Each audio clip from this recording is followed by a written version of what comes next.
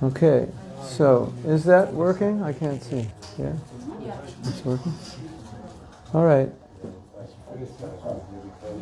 Welcome, everyone. We have no idea what this workshop's going to be like. We might hit a few sensitive points, but these are points we need to hit. So, I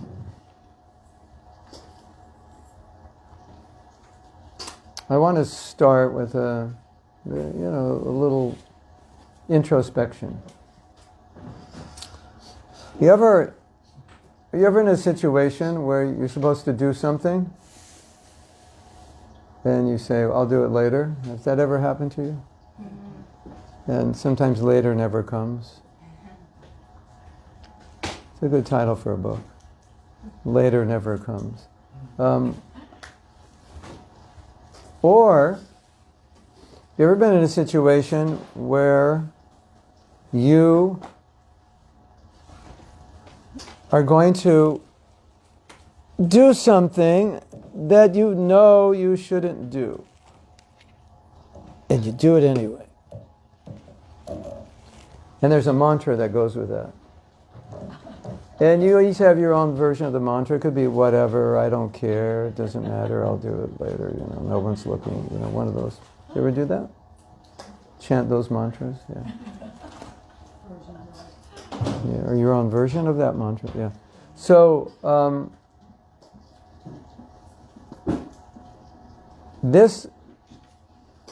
I thought about this a lot, and it really bothered me, because this voice that says, I don't care, I thought, oh, that's the enemy speaking. Like, if I could just turn that into I do care, that would change everything, wouldn't it? Like, every time you did something you shouldn't have done, and you said, I don't care, or vice versa, you didn't do what you should have done, if you could have just turned that voice off and turned the voice on, I do care, you would have done the right thing. Yes? That would be good to have, don't you think? A good thing for your toolbox in self-realization. So, I asked myself the question, like, where does that I don't care come from?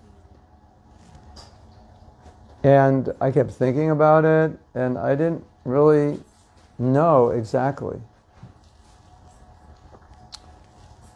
And, well, it didn't come from Prabhupada, because he cared, obviously, right? He cared more about us than we care about ourselves, didn't he? Prabhupada saying, do this, it's good for you. And we sometimes think, yeah, but it's difficult, and I don't want to do it, and Prabhupada's encouraging us again and again, and so he's caring, right? So, it's a question I have for you all. Where's the I don't care coming from? Why is it there? And what can we do about it? So this is something I just want to drop in your consciousness, that question. Or why is it there?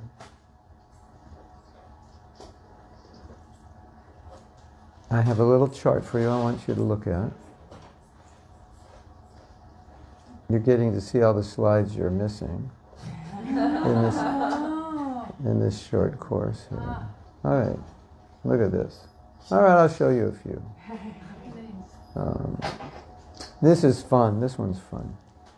This is the devotee care mission statement. We strive to care for the spiritual, emotional, physical, and social well-being of the devotees of ISKCON. It's on their site.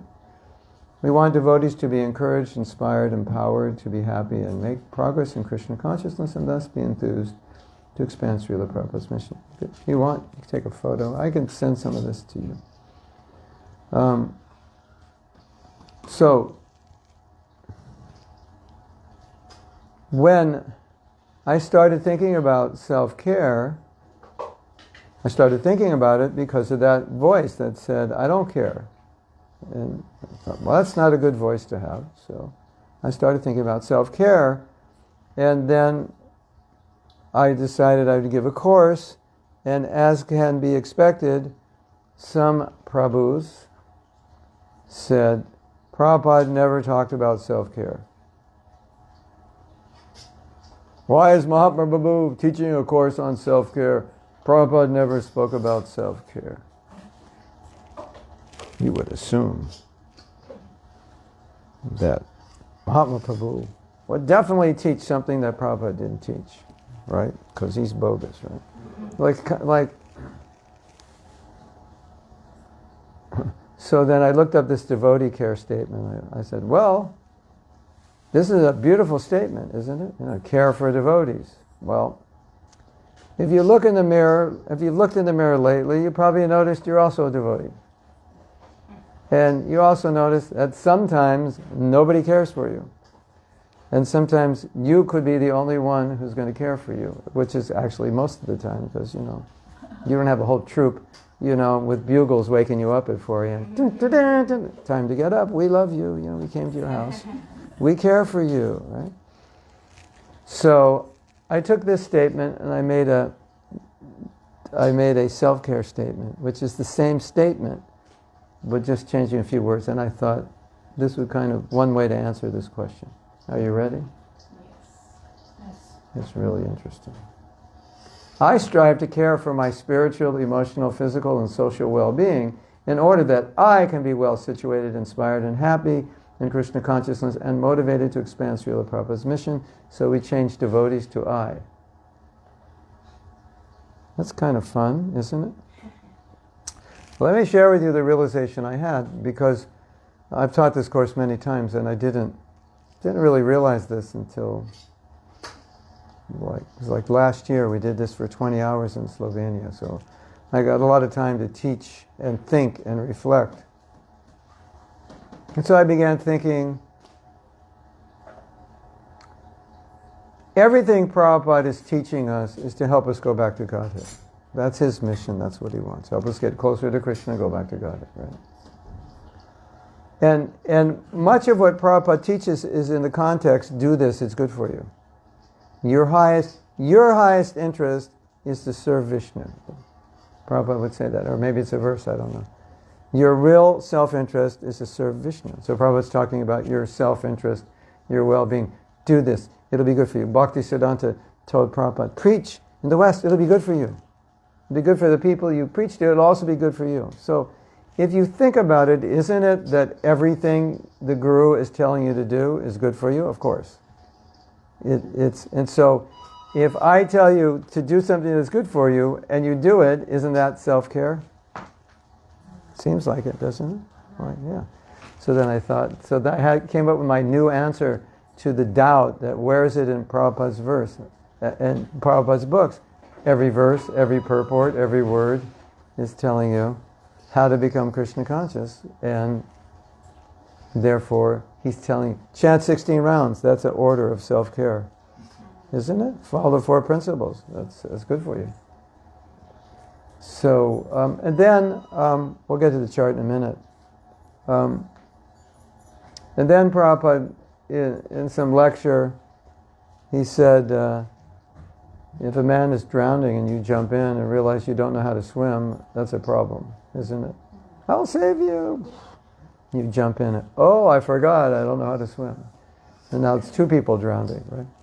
So Prabhupada said this little quote, save yourself first, which in this analogy, but learn to swim before you jump in the water, basically.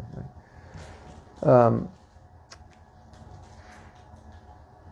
And have you ever heard Prabhupada use the phrase, physician, heal thyself? He uses it, right? Well, why? Because sick doctors don't make good doctors. Although doctors are usually more unhealthy than the average people. I don't know why. Maybe they follow their own prescriptions. That's why. Who knows? No offense to doctors. I've offended doctors so much. I had disciples of doctors. Why are you always offending doctors? People say, how do you stay healthy? I go, don't see any doctors.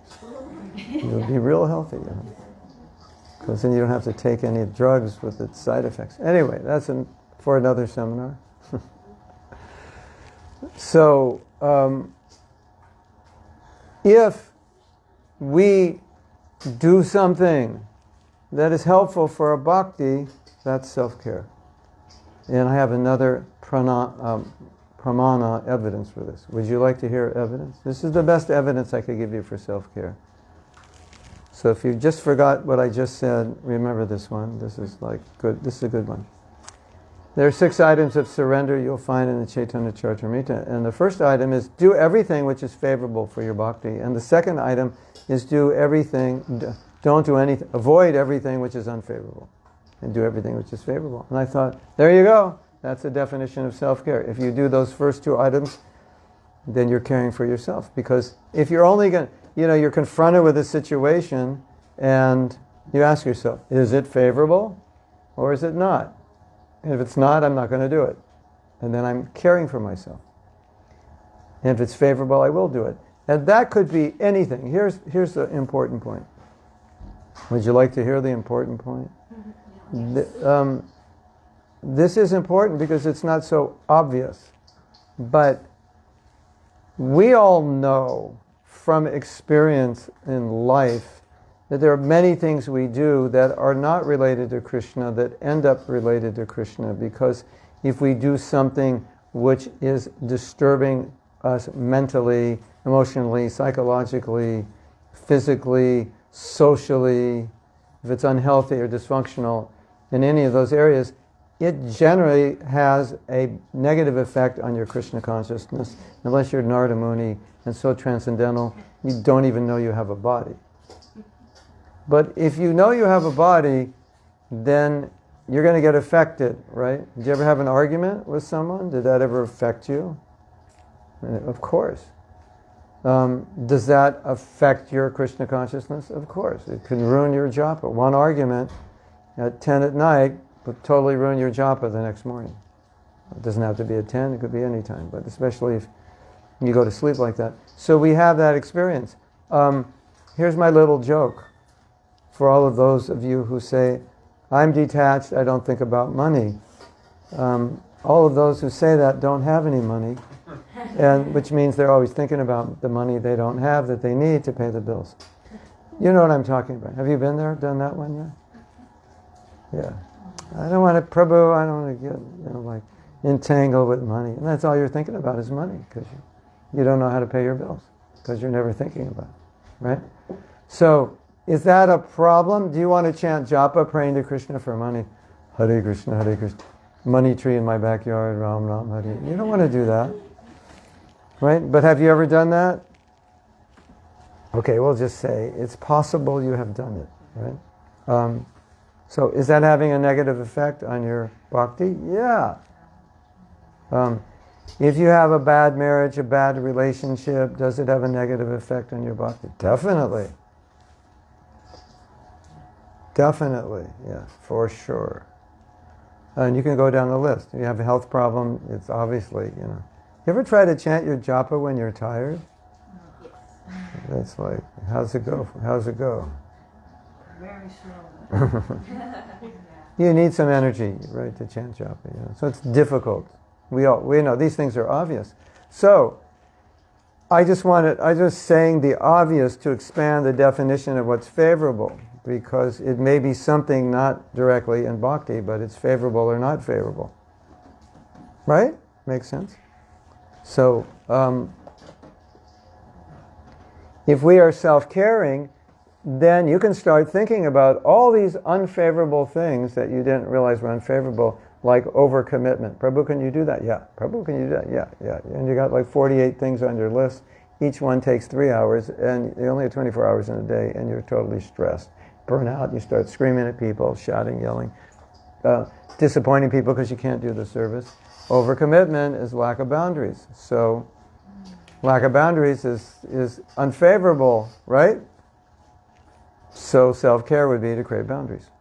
Simple. If you just start thinking like this, you'll see how often self-care would come to the rescue, and we don't care enough. Raise your hand if you've ever burned out before. Burnt, fried, toasted. Like feeling like that, or have an official burnout? Both, either or. You don't have to have it officially. I never knew the word. I never heard the word burn out, fried, and toasted to the max until I became a devotee. I was just a student, you know. Like it wasn't that. Life wasn't that. Well, they tried to draft me. That was kind of stressful. But other than, you know, my girlfriend left me. That was stressful. But other than that, it was kind of, you know, not really burnt out and fried and toasted. Well, I never was in the workforce too. But burnout can be due to a lack of self-care because we allow ourselves to go beyond what we should be doing to be healthy. Have you ever done so much service that you barely schnicked and wommed your rounds? You're 16, you know, I'm working on a new course. It's like, how to get 16 rounds done in 45 minutes. I'm sure it's going to be huge. Like, everyone's going to want to take that course because it's a problem, right? Yeah.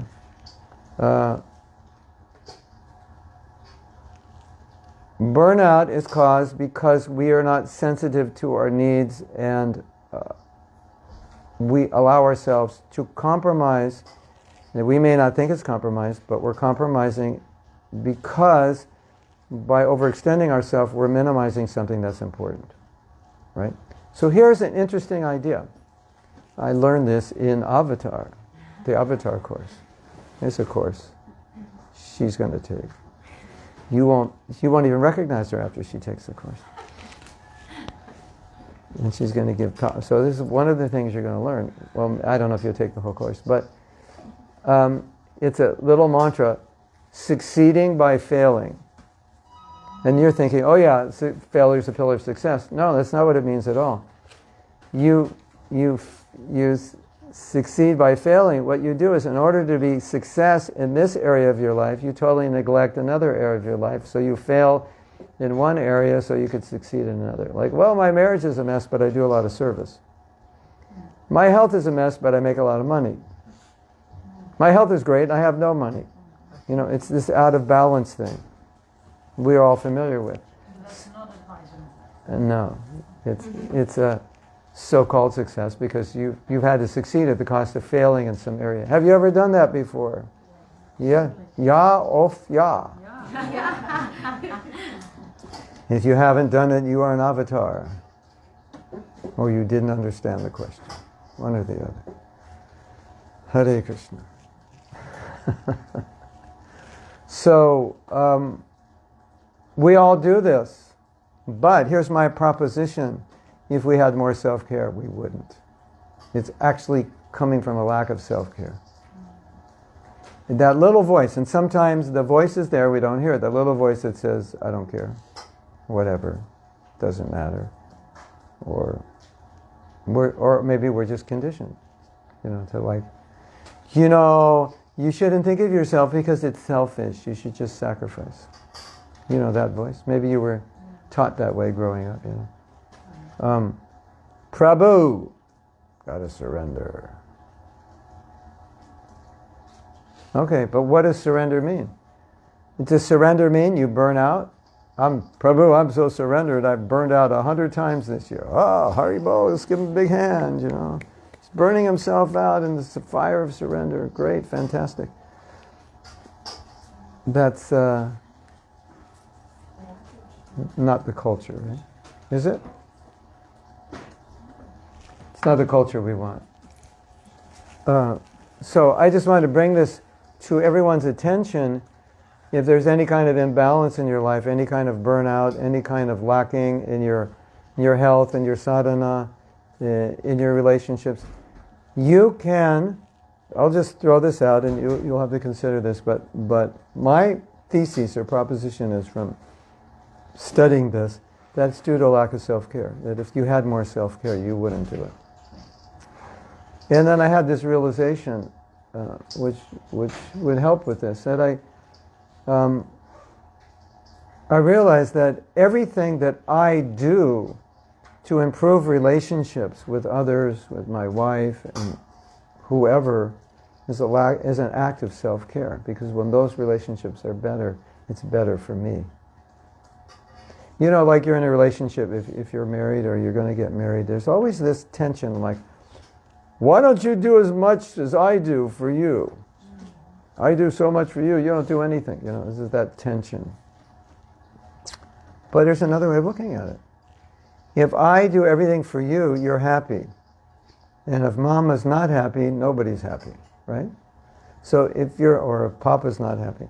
If you're happy, then I'm happy. If you're not happy, I can't be happy. So if I'm making a sacrifice to make you happy, and you're happy, that's good for me. It helps me. It's in my own interest that you're happy. So it's actually an act of self-care to care for another person because it'll create a better relationship. And that can be a great impetus in relationships. Like, well, this person was this or that, but I'll do something to better the relationship. It ultimately will be good for them, of course, and for me as well. Does that make sense? Yes, no, maybe, could be, possibly. Think about it. All of the above. Such a standard. It's such a standard. Yeah, You know, yeah. it should be. It Yeah. should be, but I truly believe and have seen and by my own experience that it isn't, but it should be. Yeah. Yeah, it should be. Yeah. But this way makes it easier because you realize it's actually good for you. Yeah. It's actually, you know, it's like, you ever get in a fight? Never, right? You're devotees. Devotees in Amsterdam ever get in fights? Because I read in Bhagavad Gita, devotees don't fight. So I'm just checking.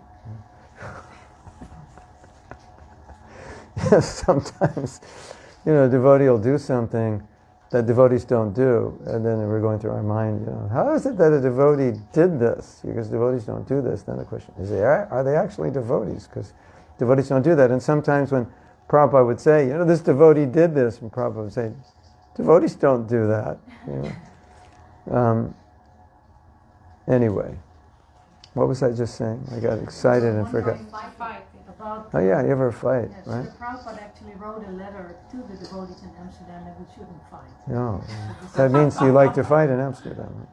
There's lots Okay. of things going on. Yeah, right. Okay. So I'm right and you're wrong, and I'm just going to sit here and tell you that until you surrender, right? Because I'm so determined. And determination is a quality of the mode of goodness. So that proves I'm more Krishna conscious than you, and you should just surrender. We were, Lilambar and I were talking about what happens when you become humble. You start thinking you're better than everyone because you're more humble. So it's like, where does it end? Where does Maya end? You know, where does she begin and end? So I'm having a fight with you. What is that helping? Now, I have to prove I'm right because you know that's just how I have to be. Maybe I want to teach the other person something. That's Yeah. good for them. Maybe they don't want to be taught though. But I still care so much, so I want them to be happy, and so I'm teaching them something. And you're making them miserable Yeah, trying to but teach because them. they don't understand it.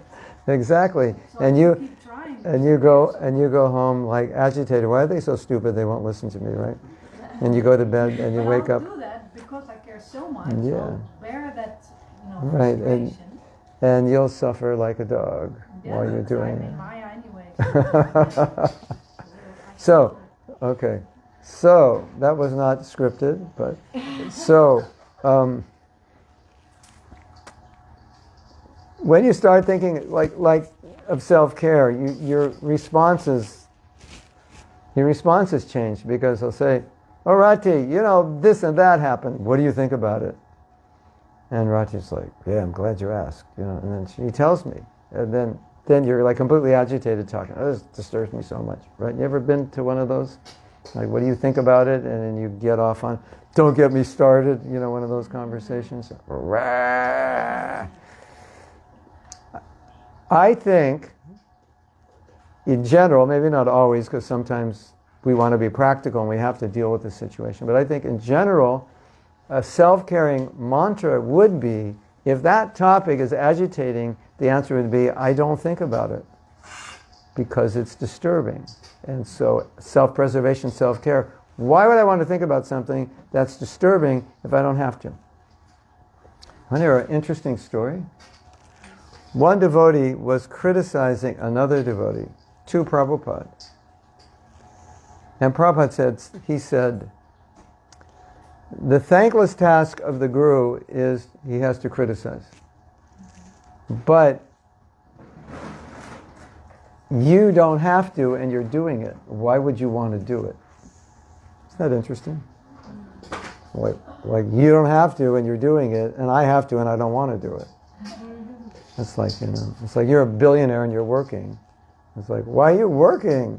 I don't have any money, I work hard 60 hours a week, and you're working 80 hours a week and you're a billionaire. It's like, why are you working? It doesn't make sense. Why do you? So when we can think, all right, I don't like this, but I know if I dwell on it, number one, I'll get agitated, and number two, I can't do anything about it. We've tried to do something about it, nothing's changing, we just get disturbed. No, it's different if you can do something about it. Then, Rati's point is that we're trying to help.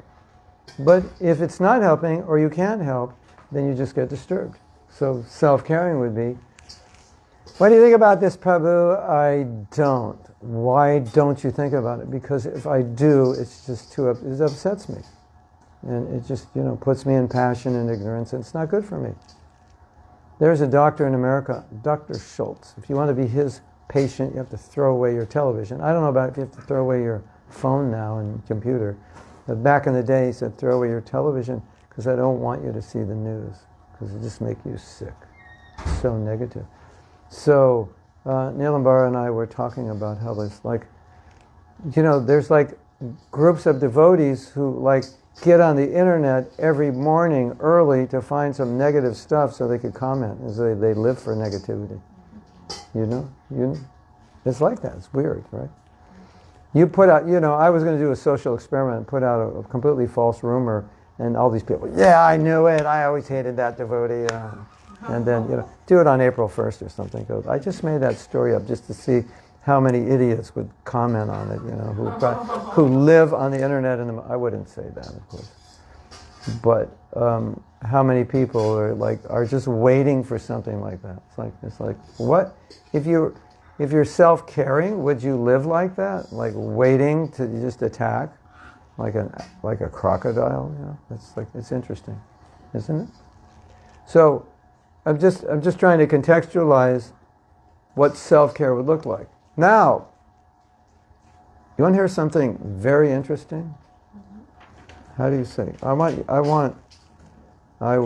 Carmen to say very interesting with her German accent. Can you say? Because we in America we have this joke, very interesting. But I don't think it's German. But can you say it? No, in English. This is very interesting. This is very interesting. Okay. I forgot what I was going to say. You said don't live for negativity, and you want to hear something very interesting. Yeah. I didn't sleep enough last night. What was I going to say? I'll remember it.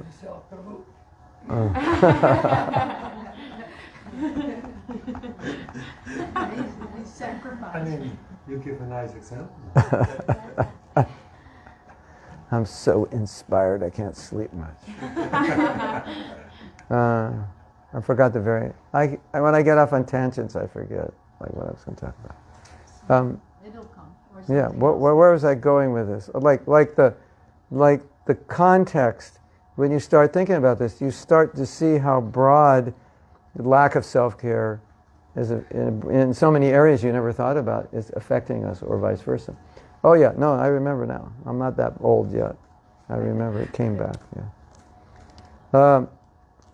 I heard a talk on addiction given by a devotee who's a specialist in addiction, and he said one of the ways to overcome addiction is self-love.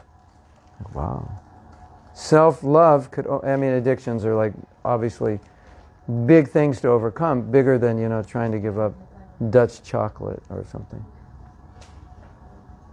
Or, can't hear me? Krishna, what do you think? If I were you, I'd get a new sound system, because this never is loud enough. Either the amplifier or the speakers are too small. Because every time you get it loud enough, you get distortion, right? Well, let me look at this microphone. No, it's not a bad microphone. I'm going to try that one.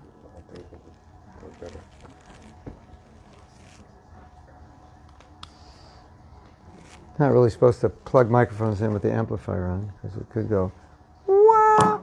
Okay, we're safe. Krishna. Wow. See, when you have a better microphone, you can hear how bad it sounds better. Right? Sounds, you can hear how, yeah. You know, I have this little joke. If you go to a good recording studio and you don't sing well, you can hear better how you don't sing well. So it's better use a bad microphone, you sound better. Hare Krishna. So, wait, I got a train of thought. So this is like really, oh, look at that. You just have to know what buttons to press, right? Yeah, that's much better. I don't think it's a mic, I think it's the buttons you press. Because this mic is actually better than this one. But let's test it out. We're going to test it out because he pressed the right buttons that one. If not, we'll throw it away. No, we'll get it fixed. But to get it fixed will cost more than throwing it away and buying a new one. Hare Krishna. It's just quieter. Make it a little louder. Make it a little louder. Krishna. Yeah, that's a better microphone. No? You don't like it? Yes. Yes. More like the radio.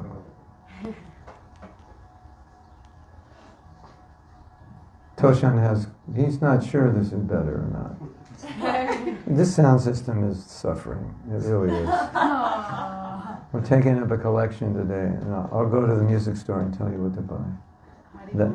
That I don't think that's actually a PA speaker. It's probably just, an outdoor patio speaker or something. Anyway, you can hear me? Okay? Yeah. So, my dear devotees, you know what I just said? You should have fainted, but you didn't, so I'll say it again. You know what addiction is?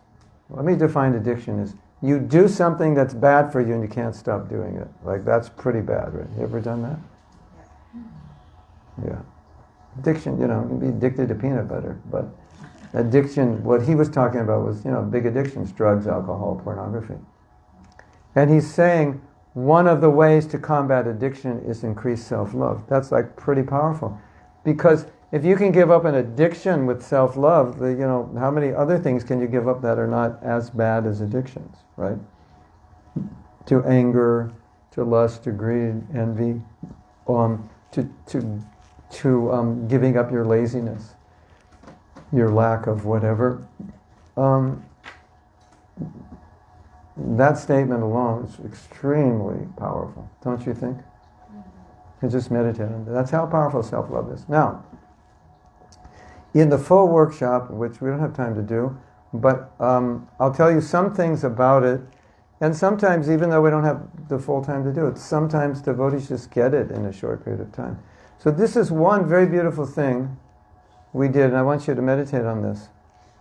I asked devotees a question. I said, if you had more self-care, which includes self-love, self-compassion, self-acceptance, you just took care of yourself better in all ways, what would you, let me see, how did we say it? I love myself too much to allow myself to blank. So if you had more self-care, what would you not be doing?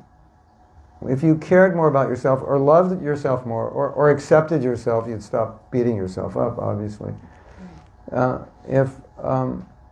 What temptation could you deal with better or give up if you had more self-love?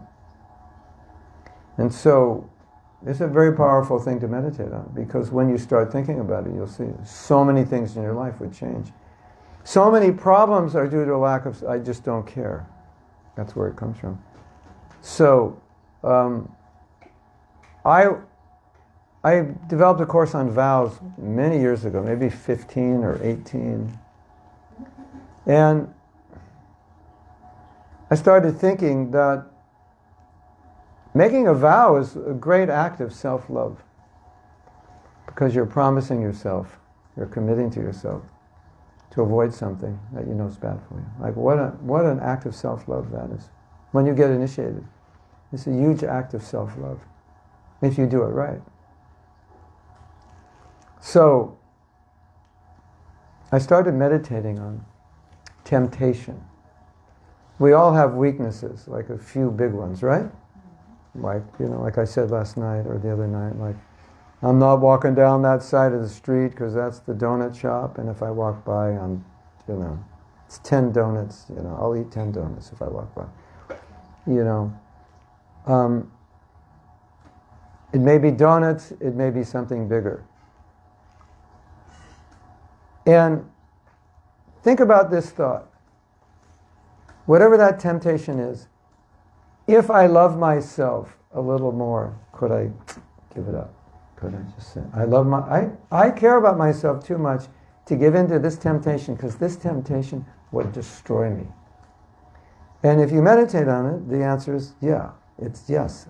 I could, in theory, give up something if I had more self-love, because I care about myself enough that I wouldn't allow myself to suffer. Have you ever done something that caused yourself suffering? Of course. Think about that. Like, what's that all about?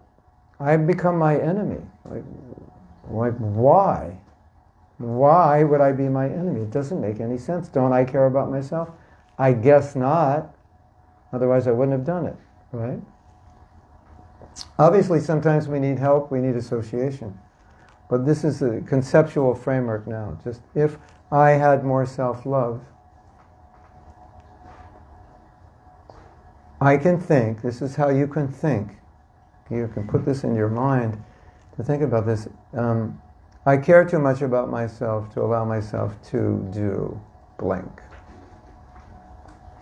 It's a nice mantra. Like, think about that, that temptation. Or the bad decision. You ever make a bad decision? And you know it's a bad decision and you're making it? I love myself too much to make this bad decision. Yes?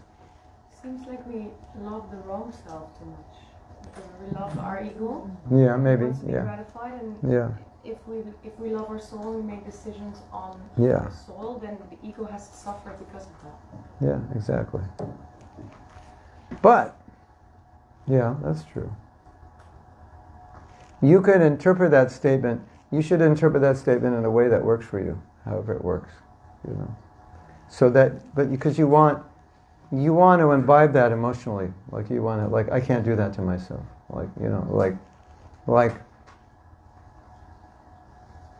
let's say you inherit a lot of money and you like me, and I know how to cheat you out of that money. Like we're going to do this project, but I'm just going to take the money and go away. But I think I could do it, and I'm crazy enough to do it, but I like you too much, I couldn't do it to you.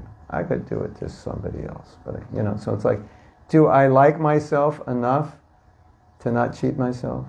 Like you want to, you want to get in that feeling, because self-love is it's an emotion. So you want to get I can't do that to myself. This is I've put in so many years in bhakti, and I'm just going to throw it out in one stupid decision. I can't do that to myself. Something like that. And so, however you process it, it should just work for you. Whether you process it as an idea. I think it's also nectar devotion or instruction when they say that it's poison at first, but nectar in the end. Yeah. So sometimes, we have to get through that poison. Yeah. But I love myself enough that I'll do the austerity that's necessary. So the austerity is poison, but I'm going to do it because I care enough about myself.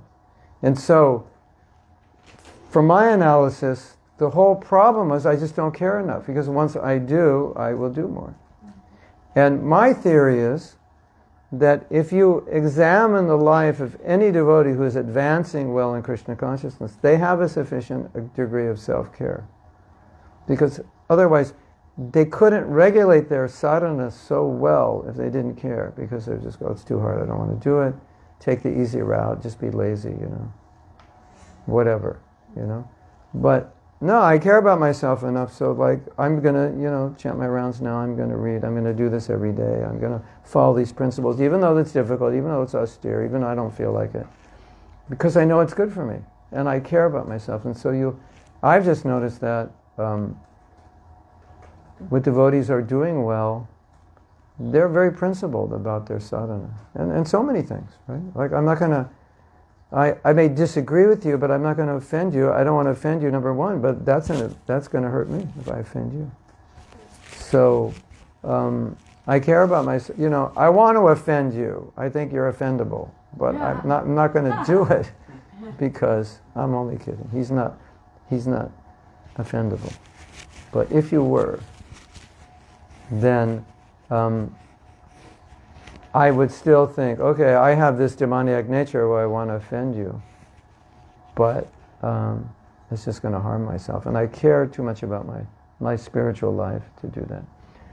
And I care too much about my relationship with my guru to disobey, to do what he doesn't want me to do. You know? Does that make more sense, or additional sense, or? So this is a powerful meditation, especially in the face of a weakness that we're inclined to give into. And then, you know, maybe you'll say, I guess I don't care enough about myself because I'm willing to do this. And then, well, if I did care, what would I do? That's another question. So I don't care. All right, but if you did, what would you do? Well, if I did care more about myself, I wouldn't do this. Okay, so what are you going to do? And now you're confronted. You're going to act with care, self-care, or not. And then when you act without self-care, what happens after? Regret. And then what do you tell yourself? Famous last words. Never do that again. Have you ever said that? Never do that again? Never, right? Why did I do that? That was stupid. You know, like that. So, now, look at this, my dear devotees. This gets really interesting. We all know if we do what we shouldn't do, we suffer. And we all know if we do what we should do, we feel really good. Yes, I'm the man. I did it. Right? You feel good? You control yourself? Do you feel good when you control yourself? Yeah. So, now we can stand back and just look at this objectively. Why would anybody in their right mind do something to make themselves feel bad? Doesn't make any sense. You wouldn't. But we do it all the time. And so then we have to then put this in the context of self-care. Okay, I'm lacking some self-love, self-care. Why? Well, there are reasons. There are many reasons why. We can touch on some of them, but it's important to discover why. Because if we can overcome those reasons, then our lives are going to improve in many ways. I mean, wouldn't that be great? That, like, temptation's not a problem, because I would never give into it, because I care too much about myself, my relationship with my guru, with Krishna, to do anything that would harm myself. And knowing that if I go out of integrity with my values, I will suffer, I can't do that to myself. I'm not going to do it to myself. So temptation comes knocking on your door. Knock, knock, here I am, what you always wanted, I'm right here. And you say, no, I'm not going to do that to myself, because I know if I give in, I will suffer. An hour later, or next day, or the rest of my life, right? My dear devotees, have you ever done something in your life that you wish, I wish I never did that, because I'm going to remember this my whole life? And yeah. That's painful, isn't it?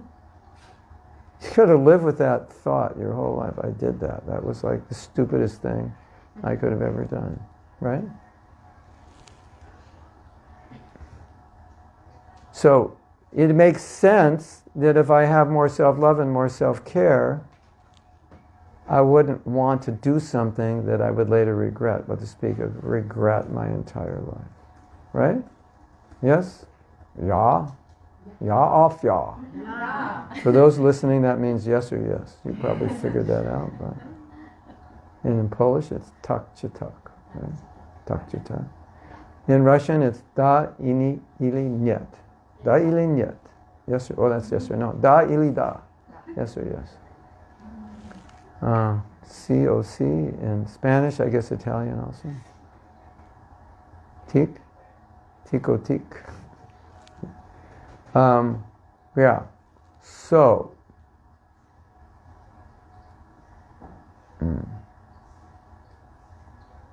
Any questions so far? Yes.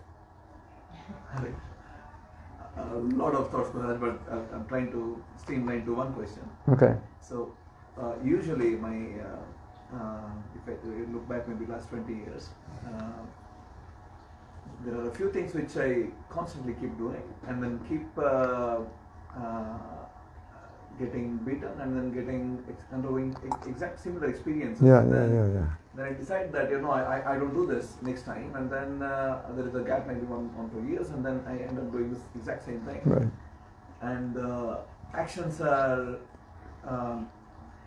two-faced. One is that I'm extremely having this Rajaguna. I do things I extend quite more than what I usually perhaps in the best self-care would do.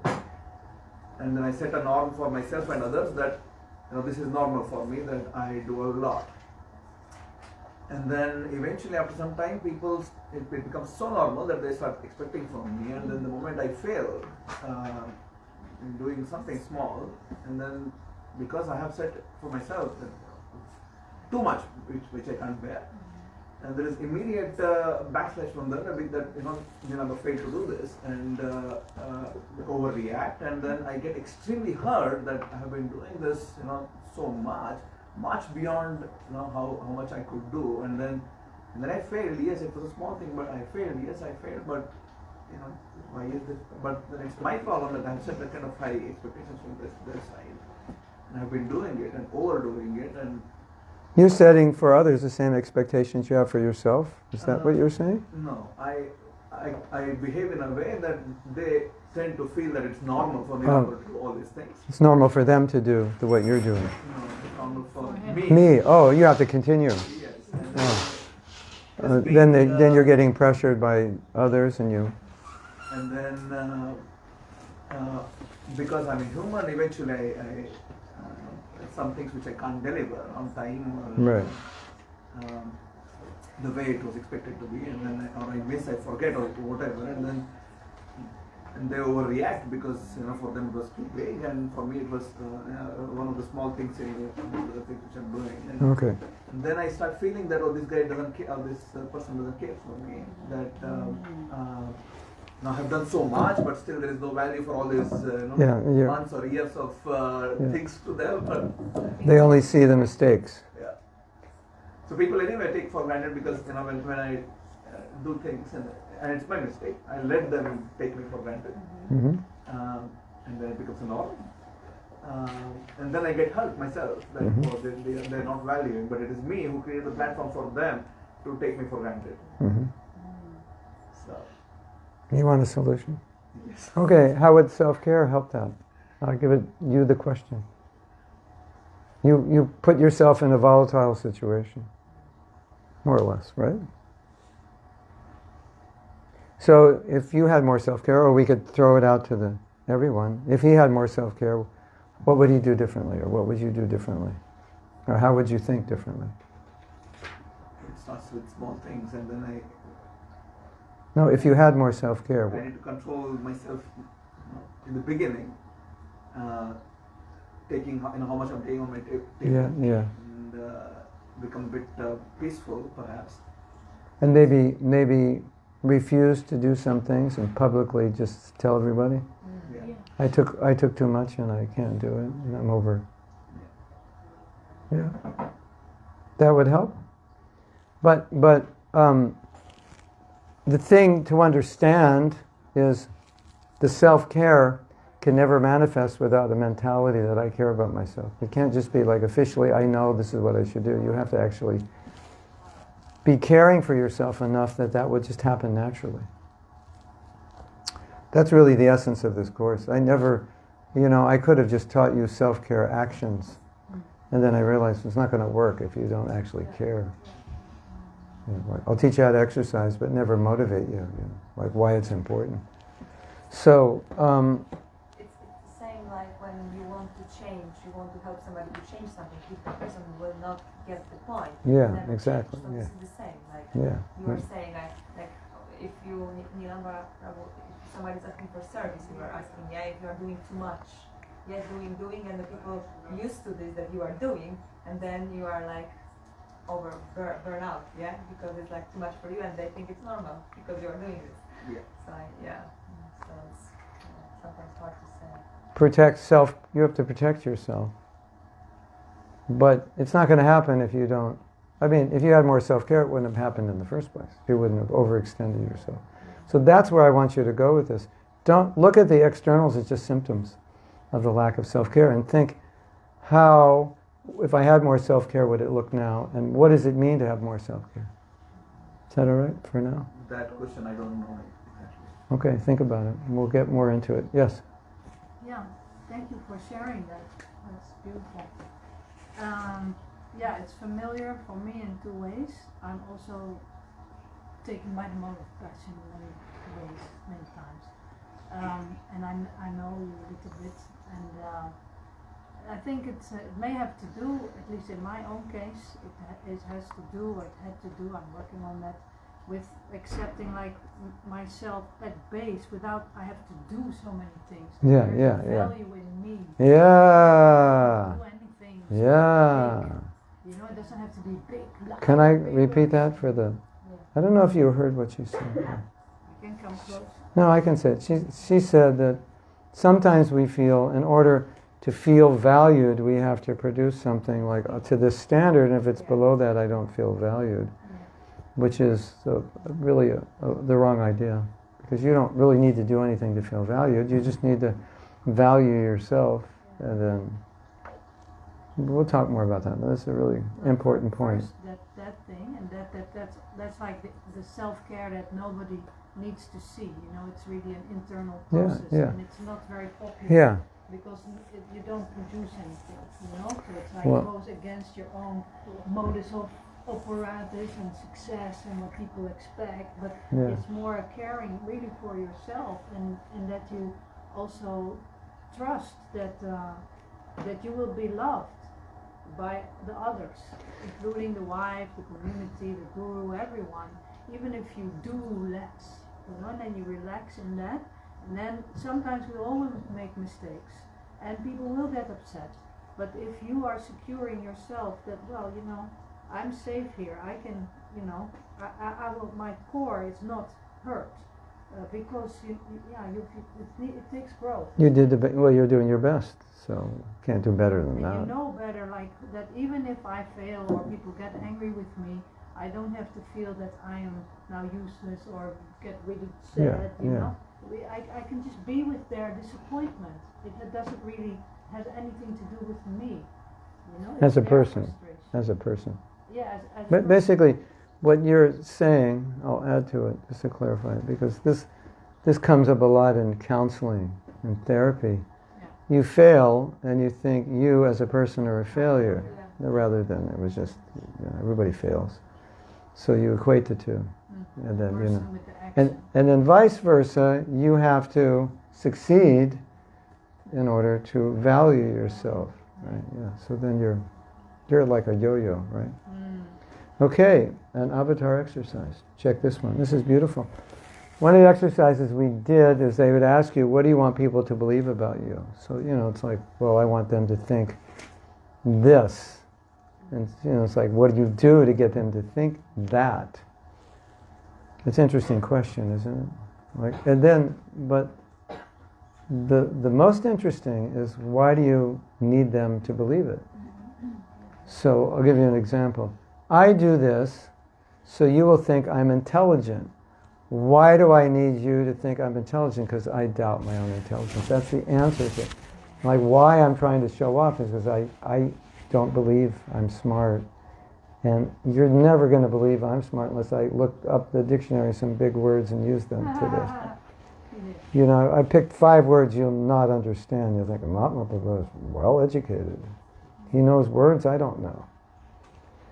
So that's because I don't think I'm intelligent. And the only way that I can be somewhat secure in my intelligence is if you all tell me I'm intelligent. Because if you don't tell me, then I can't tell myself because I think I'm not.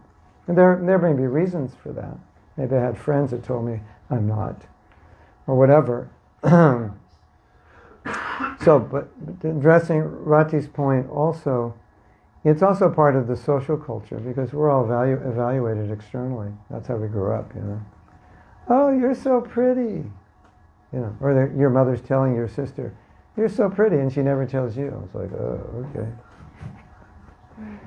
I don't get compliments because of how I look, or I don't get compliments because of my grades, or I'm not making as much money as my sister, so no one says anything. So then you're naturally conditioned to get love and affection, you have to produce. So if you're raised that way, what are you going to do? You're going to be people pleasers all the time. And if you're a perfectionist, one of the reasons, you may be born a perfectionist, but if you weren't, one of the reasons you become a perfectionist is because you get acknowledged when you do something perfectly. That's the only time you get acknowledged. So you always have to do it perfectly to get acknowledgement. And so you can't really acknowledge yourself without doing something of value. Right?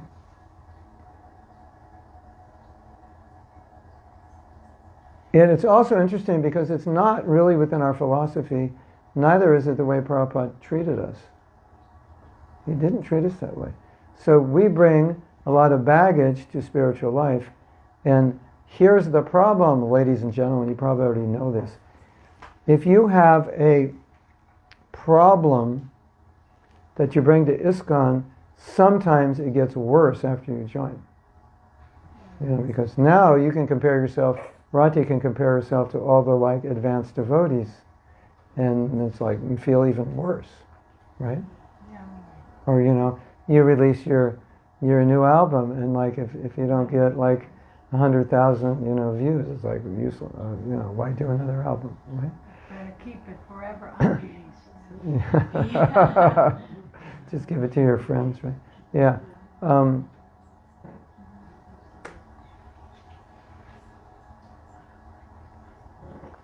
My dear devotees, I have something to tell you, which will make you very happy. Prabhupada said, what is the value of your things you can offer to Krishna? You're going to impress Krishna.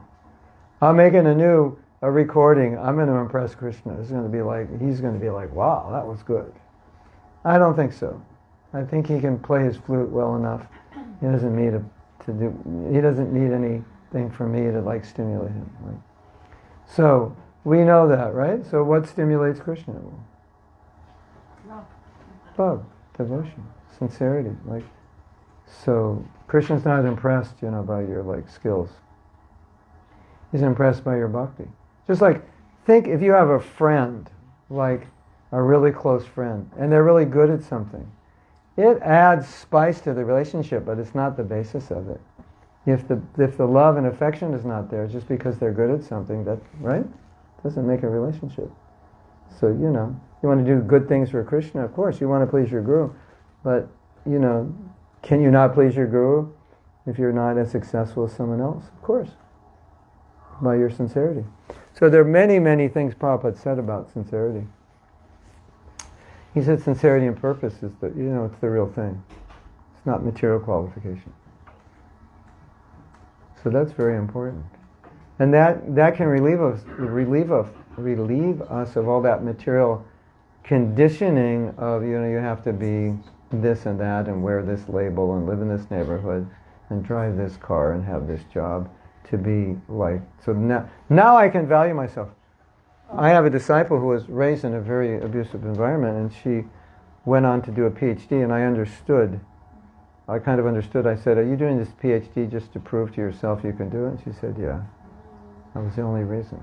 Because, it's just, I need to value myself. But you don't need to do that to value yourself. But yeah. And it helps. Why not? Yeah. Because she didn't take my class. If she took my class, she wouldn't have had to do it. But anyway, yeah, if it helps, it helps, yeah. Did you want to say something? No. Bob, you wanted to say? Yeah, I was, this Prabhu here lovely explained the situation that I think most of us find ourselves in. And I didn't really see it as being someone who was people pleasing or something like that. It just came from, like, you just want to help people, Mm-hmm. and then the time that you're unable to help, then everyone just crashes down on you. Mm-hmm. So, why would you want to take that part of your nature away from, although there's all these other things. Not that nature to help, but that nature to overcommit, because then you let people down, and you burn yourself out. So it's just it's moderating it, not so it doesn't work against you. Because if it works against you, then you're no longer useful to anybody, right? Look at it this way. One of the worst things you can do in a relationship is promise something you can't deliver. It's better promise less, deliver more, right? So, again, that would be a consideration of self-care, because I don't want to disturb a relationship, because that's harmful to everybody. So, but here's another thing, which is, like, we're going to get into this in Govardhan if you want to come. We're letting ourselves down. If you commit to somebody and you don't do it, you're also letting yourself down, because you made that commitment. You made a promise that you're not keeping. So every time you make a promise that you don't keep, you lose trust in yourself, even if you made it to someone else. What to speak if you made it to yourself? I promise I'll never do this, and then you do it. Now you can't even trust yourself. So I don't know if you ever think like this, but we have a relationship with ourselves. So when you say, I'm never going to do that again, and you do it again, you can't even take yourself seriously. Right? Isn't it? It's so interesting, to start looking in terms of the relationship you have with yourself. And sometimes people say, yeah, I don't say this. Why? Because I don't trust myself. What's the use of saying it? Like, well, how horrible is that? So, I love myself too much to let myself down. I love myself too much to not live in integrity with what I believe. But it sounds very lofty, but what if the practice is not like that? No, because it's not really lofty. It's getting to the core. I would say it's understanding the essential need of self-care and self-love and self-acceptance to just exist in not only in a productive but psychologically healthy way and spiritually healthy way. It's like, if we can see it as fundamental, not like, well, I'll try. No, it's fundamental. Like, we have to do this. Look at your life as a devotee. To the degree that you have self-care, if you're struggling and you turn the self-care knob up, you start chanting better, or start chanting, you get up a little earlier. Like, the more you turn that self-care knob up, things get better. The more you turn it to the left of I don't care, things get worse, isn't it? So I would like to present it in a pragmatic way. Like, it's not just like an ideal, but it's actually what makes everyone successful. That they care more. And when they care more, it shows up externally. But shouldn't we also be patient? Is this something that can dawn and we can practice with it, and somehow I've got 2 more hours to get you to do it. So I'm going to be very impatient. And then after we can after accept it. But yeah. the success in the practice. Of course, of course. Okay. But you can have unlimited excuses for not, we don't want to go that side either. Well, Prabhu, here's the ultimate excuse. Well, Prabhu, you got to be real. Yeah, so reality for you is going to be birth and death, like that real. You want to be that real? Prabhu, it's too hard, I can't do it, you got to be real. Okay, so you get another real human body in the next life. So how real do you want to be? I don't want to minimize or undermine our human nature. I don't mean to do that at all. But if we establish that this is necessary, then I think it's going to help. And if you look at your life, the things that you do well, you can trace that back, because I care. Like, do you care about your health? All of you who care about your health, you eat well, you drink water, you exercise. And you know, if you don't care about your health, it's like, how can you do that? Like, it's too much trouble. I gotta drink all this water. Where's my tea? Now, one of the self-care workshops we did, I made everybody drink water through the whole workshop. I said, every 10 minutes, drink water. Drink drink water. Start acting. So one answer, Rati, is the fake it till you make it. Just start taking care of yourself. Chitraleka, another avatar. This is interesting. I'm not trying to sell you like that. There's an interesting course I did. You can give the course to the devotees. Sort of, yeah. I mean, I do. Not exactly. But one of the things they did in this course, they said, do something, to take care of yourself. Just anything, whatever it is, So you could go out and I'm going to go out and get a carrot juice, because I never do that. So that'll be good. Or I'll go to the gym tonight, or I'll, whatever, rub oil on my dry skin. I never do that. Just something like stupid, just like. It's not stupid. Yeah, I mean, Live on that. Yeah. I mean, I'm saying, no, that wasn't stupid, but anything that could be deemed stupid by some people, which you might think are stupid, but you know what I'm saying, anything, it's like, okay, I'll go, I'll get a massage, I'll get a manicure, I'll do something, that like, well, that's just selfish, whatever. But the interesting thing about it is there's a saying, how you do anything is how you do everything. When you do it in one area of your life, you tend to do it in another. So it spills over. So you take a little better care of yourself, even materially, it spills over into your spiritual life, because it's a mindset. That I took a half hour today to take care of my health. I never do that. So, okay, I'm going to take an extra half hour to read today because I'm in this mood. So that's part of the answer to my question. So does it develop slowly? Yeah, but you could do it immediately. And then you'll find that's, okay. So a little self-care, it's starting to spill over. Because it's a mentality. It's not, the external is just a manifestation, a result, a consequence of the mentality. So you're not starting with, okay, I'm going to do this. You are starting with, I'm going to do it, but it changes your mentality, and then from that mentality changing, you start doing more. So it's easy. Yeah. Infinite, yes. It seems a little ironic that we come to this material world because we love ourselves too much, and we stay in the material world because we don't love ourselves enough. Yeah, just the wrong self. And the wrong, I'm loving myself, just doing it in a really bad way. So I'm actually harming myself. Now, glad you brought up this point, because so-called self-love is keeping me in the material world. But Prabhupada didn't define it as self-love, he defined it as self-hate. So anything you do which keeps you away from Krishna, you may not think you're hating yourself, but you are, because you could be going to Krishna and you're not, and you know how to go to Krishna, and you're deciding not to, so you're doing something which is destructive to yourself. So I guess you hate yourself. I mean, you're acting, you may not feel that you hate yourself, you may feel that you love yourself, but you're acting with self-hatred because you're doing something that's harmful. Oh, like a drunk probably feels they're doing themselves a favor by drinking, because if they don't drink, they're going to get sick and suffer. Atmahana. Yeah, Atmahana, killer of the soul.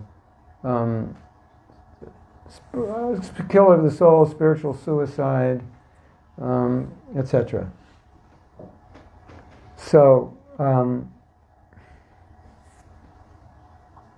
it is the self-love, which is actually self-hate, that got us here. And it is the real self-love that will get us out. Which means you have to give up the self-hate in the name of self-love.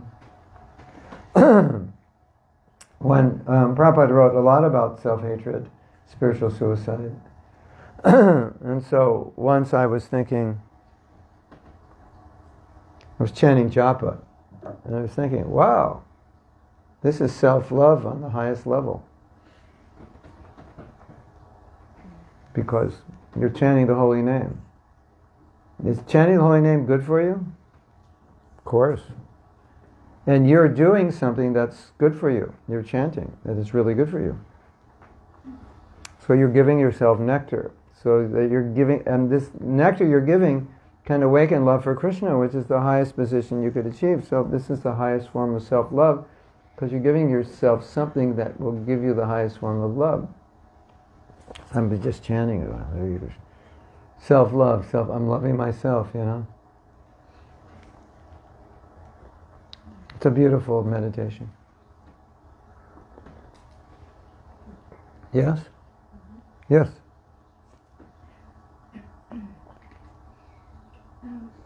Maharaj, can you say something about perhaps if there are different stages of self-love, or about the maturity of self-love? There's different divisions. I can talk about that. I'm not sure, I mean, there might be stages. I haven't really contemplated it, but I've contemplated different divisions. Because the reason why I'm asking is, when you look at when you read, for instance, Srila Prabhupada Lila Amrita, and you see all these devotees that seemingly neglected, all the care for the body. Oh, yeah. They just went all for it and completely energized and just giving it all, and also You know that song? really understanding the urgency and No. showing up. Yeah. We should give this one life at least fully to Krishna. So You know how do that? we You know that song? Where have all the? What's that song? Where have all the blank blank gone? Long time coming. You know that Where are all song? the flowers gone? Is Where it? are all the flowers? Long time. Where have all the Prabhus gone? Long time burned out. Anyone who's been in that situation, okay, this is such a good question. Because if you talk to the soldiers in the trenches who went through that, they'll say, I love doing it, but I burned out and I should have been more careful. That's what most of them, if not all, would say that. I say, I burned myself out and now I wasn't useful for Prabhupada because I didn't take care of myself. So, you want to self-sacrifice as much as you can without destroying yourself. So everybody's, some people can do it more, but so many of them burnt out. Some of them had nervous breakdowns. The ones who were doing the most of them didn't make it, they cracked. Or went beyond their actual limits, the furthest. Mm-hmm. Yeah. It's like you're running a race. You have to pace yourself. And that's what I meant with what is the maturity of self-care, right? Because Sustainability. I'm going to surrender as much as is sustainable. And because you can't surrender if you're not surrendered. I know that was profound. You can meditate on. You know what I'm saying? You can only surrender as much as you're surrendered. And if you try to surrender more than you surrendered, it's not surrender because it won't be sustainable. And you'll end up doing less. If you add, 10 years of steadiness, you would end up doing more than 3 years of maximum, then burnout and 7 years of recuperation. Yes? Thank you, Maharaj. I was just thinking, isn't it a matter of getting to know ourselves? Yeah. I mean, self-care goes together with that, if it's a matter of borders, limitation. And I find that maybe coming to this life, it's also refining this process. Well, like a little bit like Rati was saying, I think it's self-acceptance. Like, this is who I am, this is who I want to be, and being okay with who I am, but still inspired to be better. Because if you're not okay with who you are, then you're only okay with being someone you're not, and then it causes a problem. There's a statement this devotee made, it's so beautiful. This is like so beautiful. I wish I would have made it, but I didn't. He said, Prabhupada loves us so much that he accepts us. Prabhupada loves us. How did he say? Prabhupada accepts us as we are because he loves us, but he loves us so much he won't allow us to stay as we are. Isn't that nice? Again? Something like Prabhupada accepts us as we are because he loves us, but he loves us too much to allow us to stay as we are. So, but we can see ourselves in that same light. Like, I accept myself because I love myself, but I love myself too much to just stay this way because I can be better. And if you accept yourself, then there's no anxiety that I'm not up there, or no anxiety that I'm trying to get up there. But if you don't accept yourself, that's where they all anxiety. I'm not up here, I have to be up here. If I'm not up here, I hate myself. And hating yourself doesn't really hate anything. It doesn't help anything. And the burnout comes when you act like someone you're not yet. Yeah, it's false, it's pretentious. And then it puts you in anxiety, because you have to pretend. Another avatar. Pretending. Yeah, pretending is acting. That's an avatar aphorism. Pretending is acting. You mean acting like an actress? Yeah, Acting you're like acting to be someone you're not. And that's like, that takes energy, right? And you always have to remember who you're acting as, when I was at this party, who did I pretend to be, because I'm going back to meet the same people. Right? That's what they say about lying. You have to remember, if you lie, if you tell the truth, you don't have to remember, but if you're lying, you have to remember the story. So, we should take a break. What do you think? If you want to take a break, Yeah. you should. I drank a lot this morning, so. Okay. But it's good to take a break like every hour and a half. Unless someone has another comment, question, before we wrap up this section. You want to ask something? Well, it looks like it always boils down to the fight between your real self and your false ego. Like what you were saying, it always turns around that point in one sense. Yeah. Because we are obliged. Condition. Well, I would say, follow the false I would also say you could also look at it as conditioned self versus.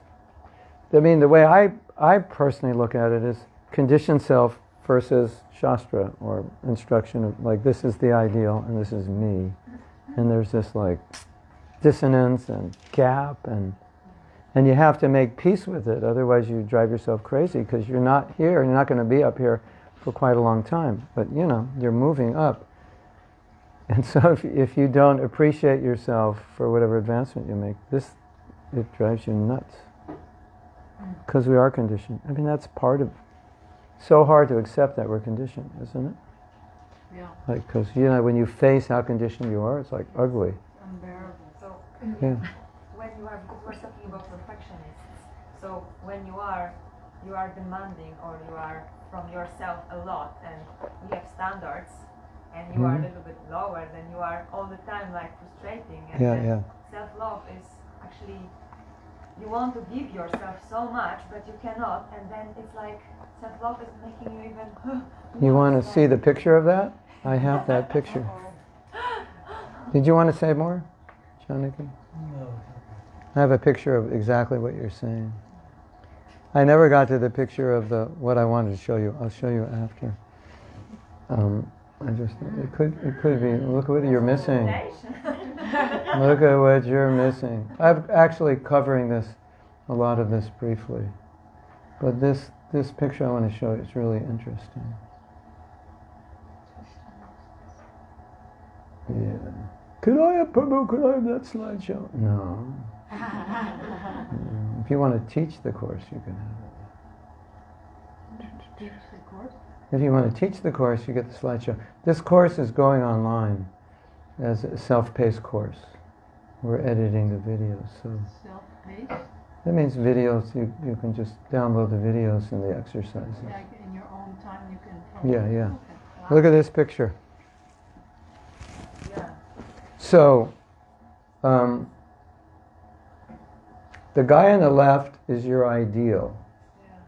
Is it the left? You see, Yeah. white shirt is the left. The left, yeah. The guy on the right is you. And so your ideal is judging you. Right? So it's like, you're a loser. You know, you'll never be Krishna conscious. Who do you think you are? You know, just faking it, you know. You ever have that one? Yeah. So that's all in this gap here, you know, all the... It's so interesting, you know. My dear devotees, like, if you think like this, don't read the Bhagavatam, because the Bhagavatam is full of goals. And if all these goals are going to make you feel bad, you can't read the Bhagavatam. I felt so bad, I sold it. Really? Yeah. Oh my God. There was a devotee, yeah, her guru was so heavy with high standards. She said, she couldn't, and he was, you know, saying this is Prabhupada. She's like, couldn't read Prabhupada's books, see Prabhupada's picture. Yeah. So, you said it exactly. There's a goal, here's where I am, and then what's in there is all this loser, you'll never do it, why even try, you know, you're no good. And all your god brothers and god sisters are way up here, but they're actually thinking like you're thinking. They're also down here. So, here's the thing, which is very important to know. Those goals are supposed to inspire us, not discourage us. Right? It's a map. Yeah. And so because of our own whatever, inability to accept our reality as normal conditioned souls who are trying, we allow the goals to just beat us up. You're not good, you're whatever, right? That's not the purpose of those goals. Hey Prabhu, did you read the story in the Bhagavatam about so-and-so? Yeah, depressing. Why depressing? I'll never be like that. It's supposed to inspire you. Could you be a little bit more like that today? Like a little bit? Like, could you do one thing, you know? Like, well, that devotee was so compassionate. Could you do one compassionate thing today? That would inspire. No, I'll never be like him. Like, duh, of course not. At least not tomorrow. But could you do one thing that he did? Half a thing he did? A quarter? An eighth?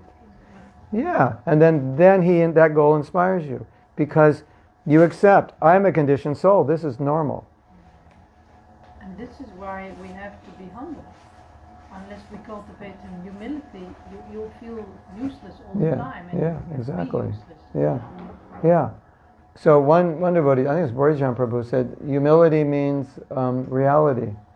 It's just, you know, it's just it's like, hello, you know, you are down here. Okay, just acknowledge it. It's like reality.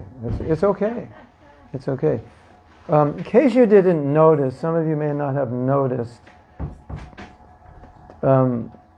we are conditioned souls. Have you noticed that? Sometimes you notice, right? Like, so you become a devotee and think, okay, now I'm not supposed to be a conditioned soul. It's miscalculation. And that's where a lot of that comes from. And then I'm looking at other devotees and thinking they're like God's gift to the world saints. Until you actually talk to them and they tell you what they're going through. The reason that a lot of times we think they're saints is because they are self-accepting. They're very tolerant and they're self-caring and they don't give in to their lower nature. So it looks like pure devotee. But he's got all the same stuff you have. He's just not giving into it. So one of the starting points of self-care is to accept I'm normal. And normal means I got like greed, lust, envy, jealousy. You know that funny story? And this illustrates this point so well, where the Prabhupada's talking about sexual desire, sexual control. And some Bhakta Burfi says, Srila Prabhupada, I don't have any sexual desire. And Prabhupada says, go see a doctor. You know, so it's like, it's like saying, Prabhupada, I never get hungry. Yeah, all right, go see a doctor. You have digestive problems. Right? So, Prabhupada, I never sleep. Yeah, you have insomnia. It's like, you're a normal conditioned soul. If you don't have lust, anger, greed, envy, jealousy, you're avatar. So because we're normal conditioned souls, we accept it. And once you accept it, that's where you become positive.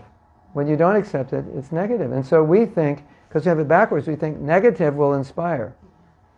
But there's no research that supports that. It's only negative inspires temporarily. You know, do you ever have a bad relationship and you go, never again, I'm never going to talk to a man, I hate them, they're scum, you know?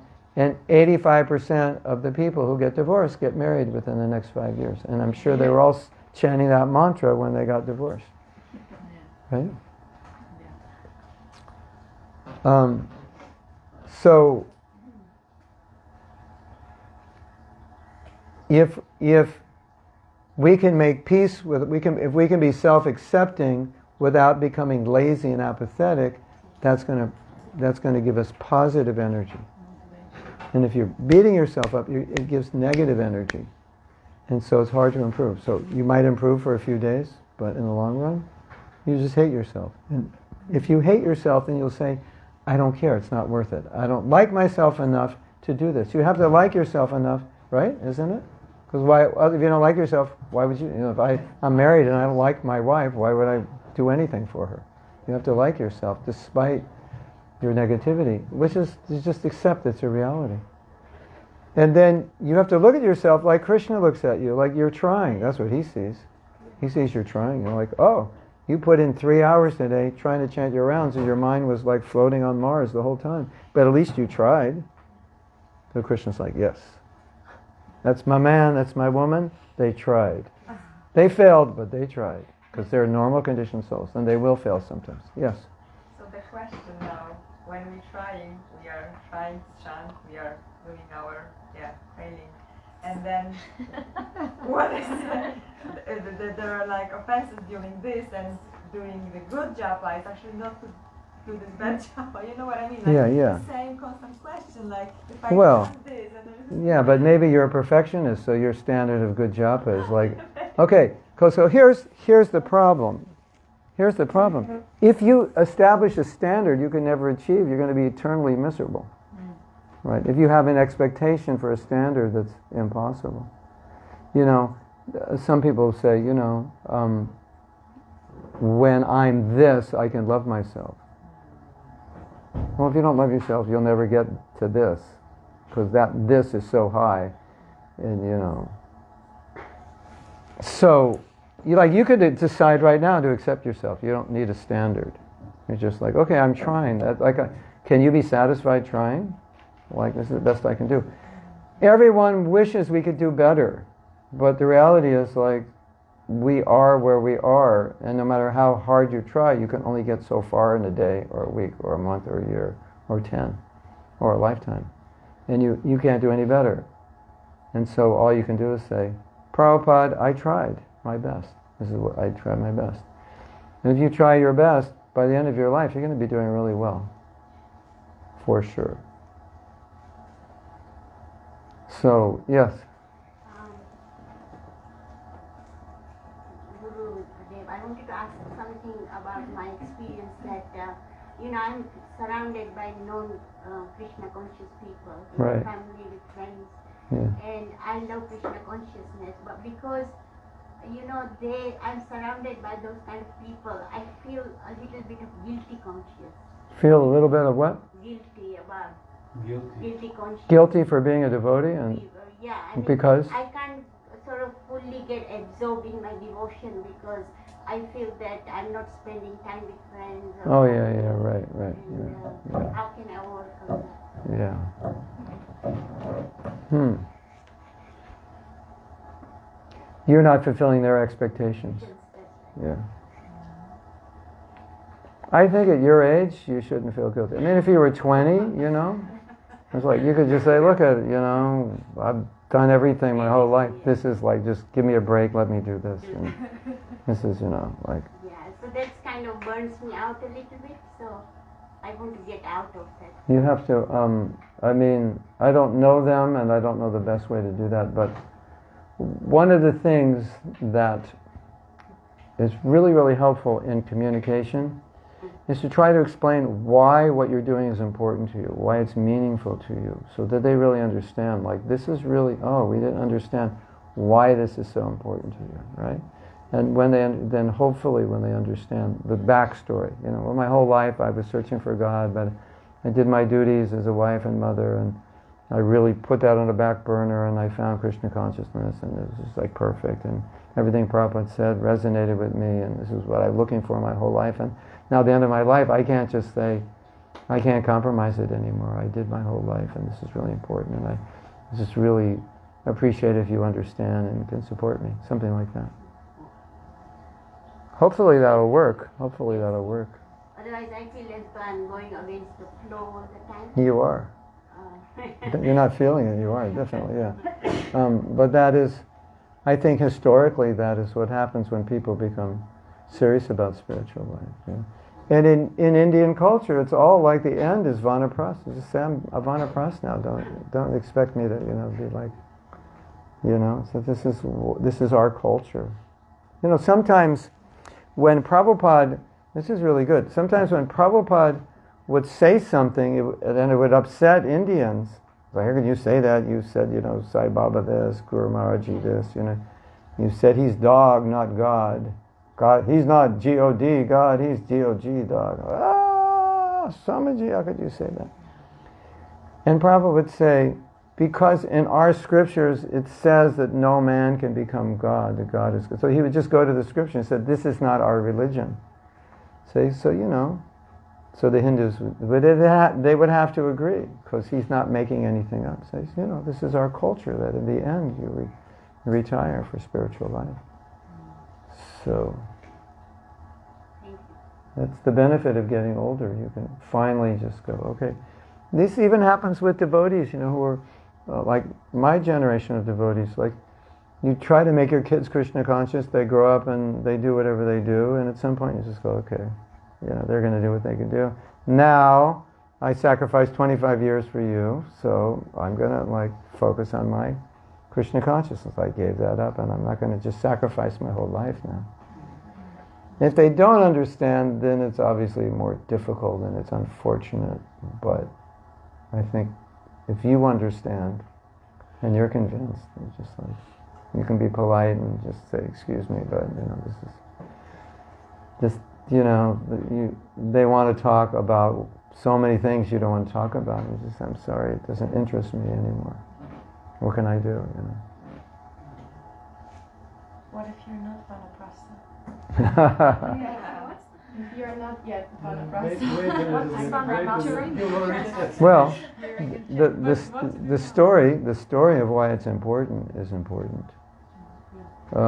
Generally with parents are concerned about your career, financial, they're concerned about your health, your finances, and like that. But what we have found in ISKCON, no matter how fanatical and disconnected children were, once they get married and have grandchildren, it's like the parents just kind of it's like it's whatever was bad in the past, it kind of melts, because the grandchildren's and a lot of, I don't know about your situation, but a lot of parents think, well, they become a devotee, then you're materially you will not be successful, but when you are, they're pacified, and when you're normal, if you don't do the... Not if you're happy, isn't that something important? Not if it doesn't impress the neighbors, their neighbors and relatives. Yeah. They're happy for you, but they also want to be happy with you. They also want to have experiences. Oh, right. Well, that's easy. Make them devotees. Say, Mom, I decided today after the workshop that I would make you a devotee. Are you ready? Because that way we'll get along much better. Prabhu, we don't want to hold you up. I have to say something though. I have to say something that I'm okay. We, in our fanaticism, damaged a lot of relationships with parents, So, I always thought in retrospect, if you want parents to appreciate Krishna consciousness, and you come home and say, you're just immediate karmi, and unless you become a devotee, I don't want to see you again. That probably is not going to help. In China, a lot of women become devotees, but their husbands don't. So they have this. A lot of the women just write their husbands up. Well, they're not devotees. I don't want to cook for them. I don't want to do this or that. So one of the leaders there said, we are affected by spreading Krishna consciousness. We're breaking up families, one after another after another. It's like, wow. I never thought of that. And I said, he was like, no. We want to do programs where the family can come even if they're not devotees, and somehow or other, picnics and things like that. So it's interesting, are we like destroying families by becoming devotees? And so your parents see that. Well, my daughter was like the sweetest little thing until she became a Hare Krishna, and now she only wants to talk about Krishna. And she tells us we're meeting in karmis and we're disgusting, and she doesn't want to come home anymore because we watch television. It's like, okay, what is their impression of Krishna consciousness? Like it's the worst possible thing that ever happened to our daughter. Whereas if our daughter comes home and she's like happier, nicer, more peaceful, they're like, wow, Krishna consciousness really helped. So that's obviously something, right? I'm sure you didn't have that problem with your parents, but I kind of did with mine. Don't become a devotee. You're killing your mother. Like, what mother? I had so many mothers and so many lives. If I don't kill her, I'll kill the mother in the next life. It's like, you got to kill some mother at some point. It's like, So then I was 19, and there were, the oldest devotee in the movement was like 29, and he didn't even tell me what to do. And he would, if he did, he wouldn't have known. He would have just told me, tell her you're one of many mothers. He would have told me the same thing. Like we didn't have guidance. Before we end. I just want to. I want to just reiterate that self-acceptance is powerful and it's positive. It's not apathetic. It doesn't have to be apathetic. It's a foundation to move up. And all it is it's just reality, right? Isn't it? Accepting reality. I am what. You put a post out on YouTube and you get 100 hits. That's reality. It just is, That was the greatest post ever. Maybe it was, but you got 100 hits. That's it, It's just like. For many people, 100 is good. Oh yeah, okay, maybe 100 is good. Or like sometimes I'll put out a video and I'm like, this video should rock the universe. It's like really good, and you get like -3 hits, or something like 3 dislikes or something.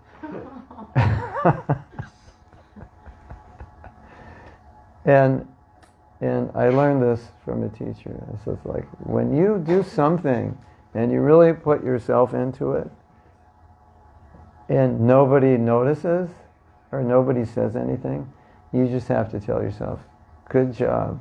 Yeah. You did, you did your best. This was like, you really did good. Because, a year ago, you would have not made even one YouTube video. You would have fainted trying to do it, But now you did it. You put it out there, and you got 10 hits. So hey, good job. Pat on the back. I really like that, because that way you can remain encouraged, no matter what. And if you're doing something of value and you're not encouraged, you're going to stop doing it, right? And then all these people aren't going to benefit because you think, nobody liked it. But a lot of times, hey, I have a good story. We'll end with this story. You want to hear a good story? Yeah. It is amazing. Tell the person next to you, this story is amazing. This story is amazing.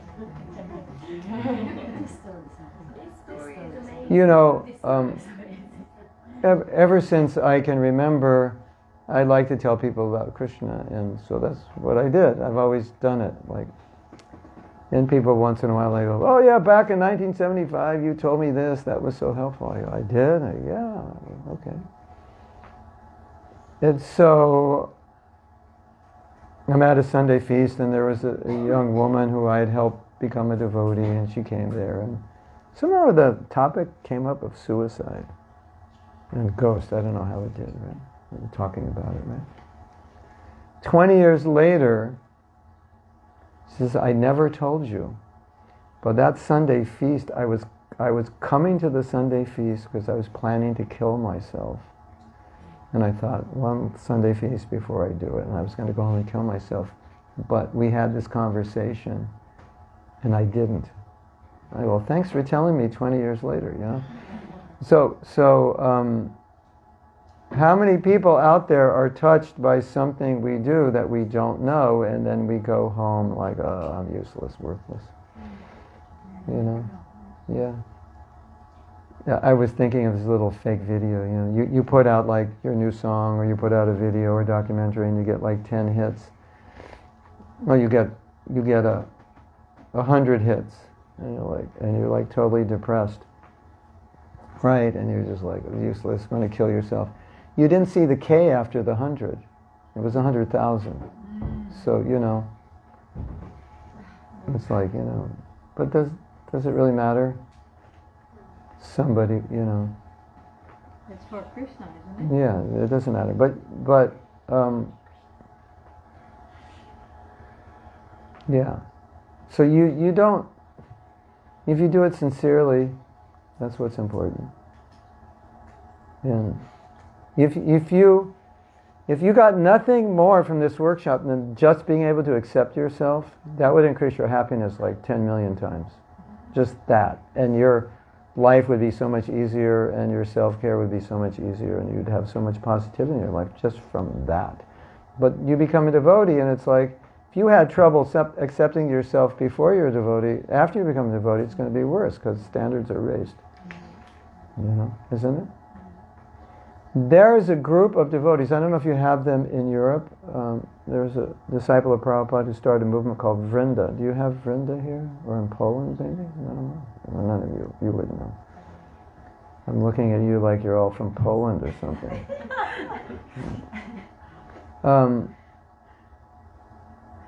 And this devotee left, and ISKCON, and he started his own movement, and he's German. And you know about Germans, right? They're very precise and strict, yes? Not like the Austrians, who are very mellow. But Germans, they like to do things on time and the right way, strictly. Is that true? Yeah. So he was being very German in his preaching. And it wasn't working. He was in South America. South America and Germany are like two universes, 180 polar degrees apart, Because Latin America is just like, it's like Italy, It's all just give a hug and everything's okay, And I was told he realized that doesn't work. And he changed, and he became like a Latino, and so many people started coming and joining, and I met his devotees. It was really interesting. I did a program, and so many of his disciples came, and they said, my Guru Maharaj told me to come and hear from you. He likes you. He said, you should hear from Mahatma. So they all came. And they were all like, really, like compared to ISKCON devotees, they were very like, just kind of happy and easy, and like everything was just like fine. I was like, this is interesting, because devotees are like, Prabhu, I have a problem. I can only chant 15.99% rounds every day, and I'm really in anxiety, because that last 1%, I just can't seem to get it done, and I really feel I'm failing my Guru, your typical Hare Krishna, total anxiety devotee, And they weren't like that at all. But were they chanting 60 rounds? Some. Well, do ISKCON devotees chant 16? Some. But that's the standard is 16. They had their standard. We could do a study. I don't know if more people in ISKCON are chanting 16 from them, but they don't vow. They vow, I think, to do 4. You should chant 16, but just don't vow if you can't do it. But I'm not saying we should do that, but I'm just saying they were like, kind of like, yeah, everything's great, South America. But our ISKCON devotees were not like that. There was a marked difference between. That's what I'm saying.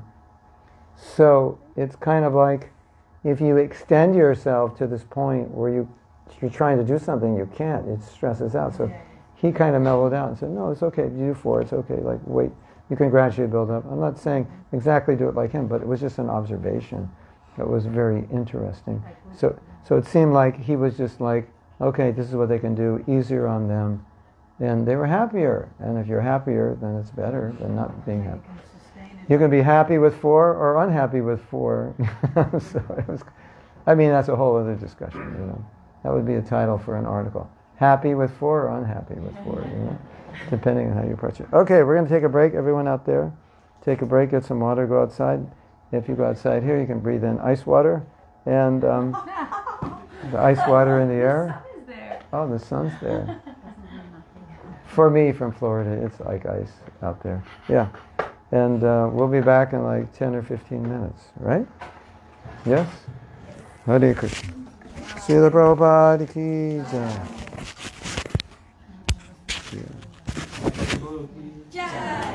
Gaura. Okay.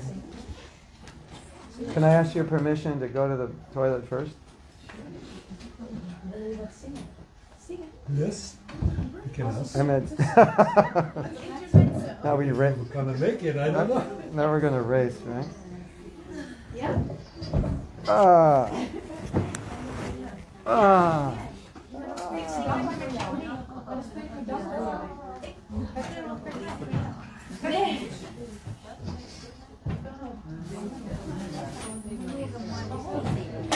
Ze is niet zo mooi.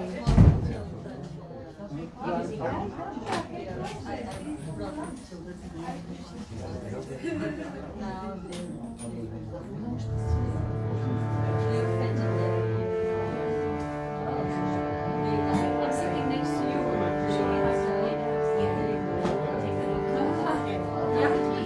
think I'm not gonna say her.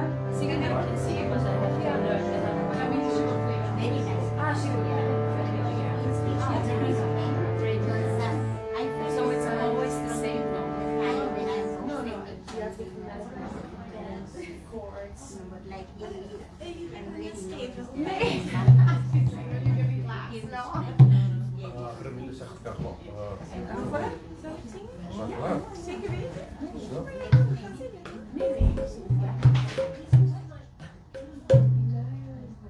Okay, I was accepting it that I'm never winning. No, it's fine. No, but it's fine.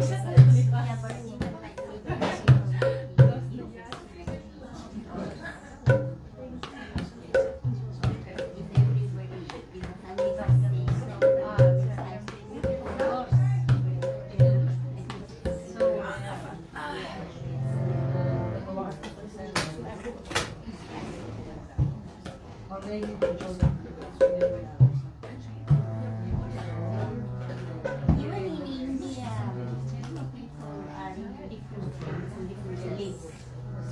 Reading your name. They have their own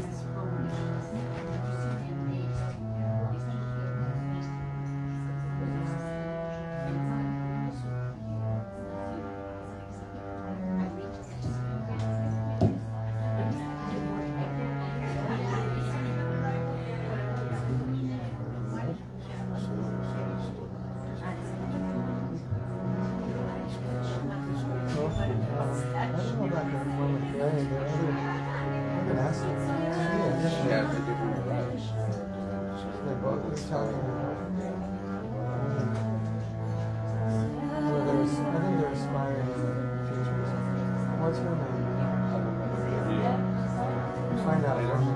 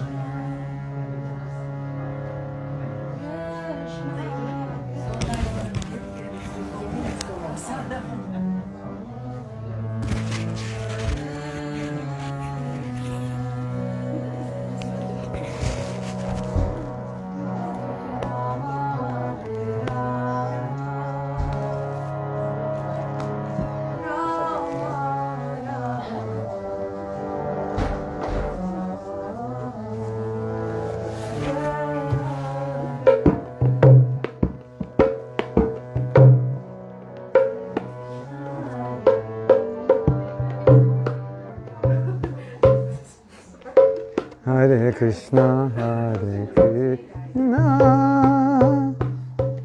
Krishna.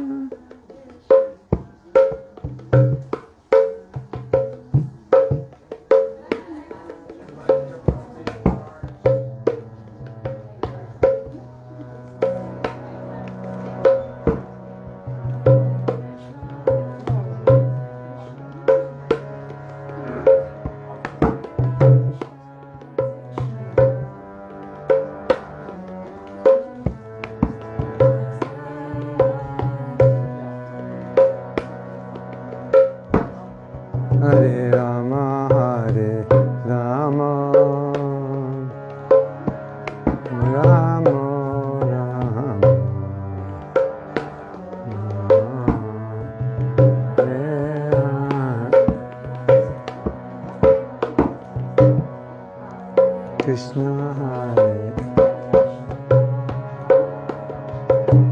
Krishna Krishna Hare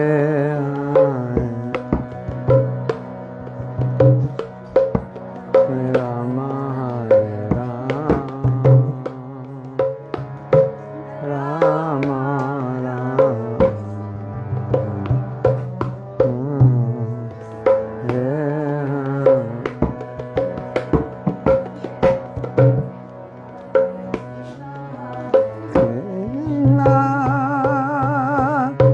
Krishna Krishna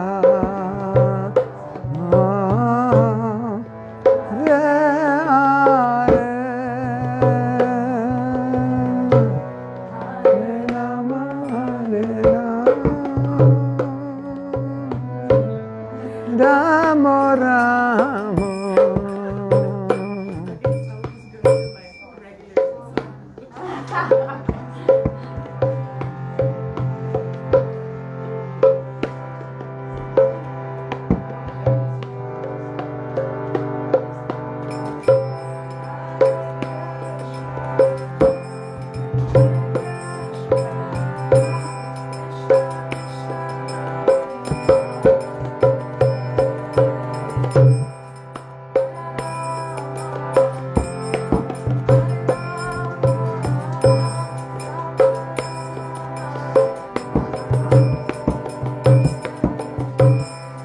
Hare Krishna Hare Krishna Krishna Krishna Hare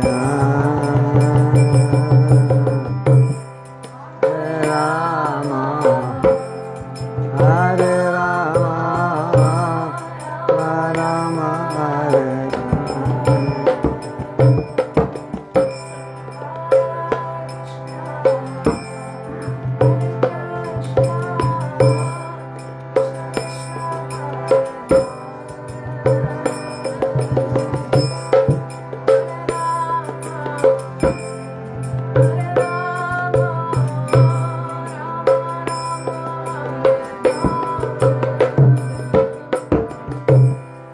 Hare Krishna Hare Krishna Krishna Krishna Hare Hare Hare Rama Hare Rama Rama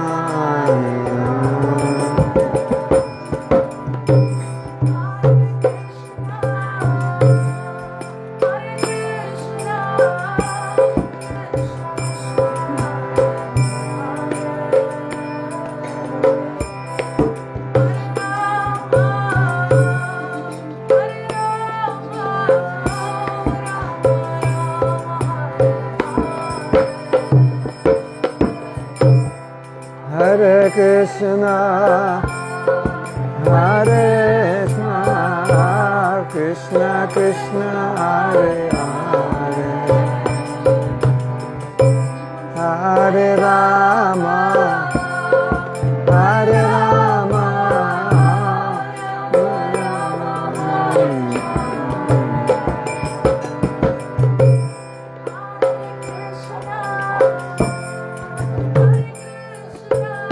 Haribo.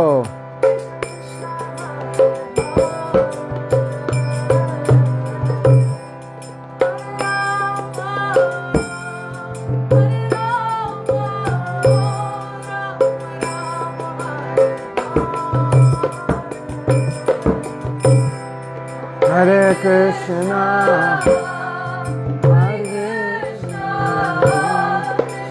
Krishna Hare Hare Rama Hare Rama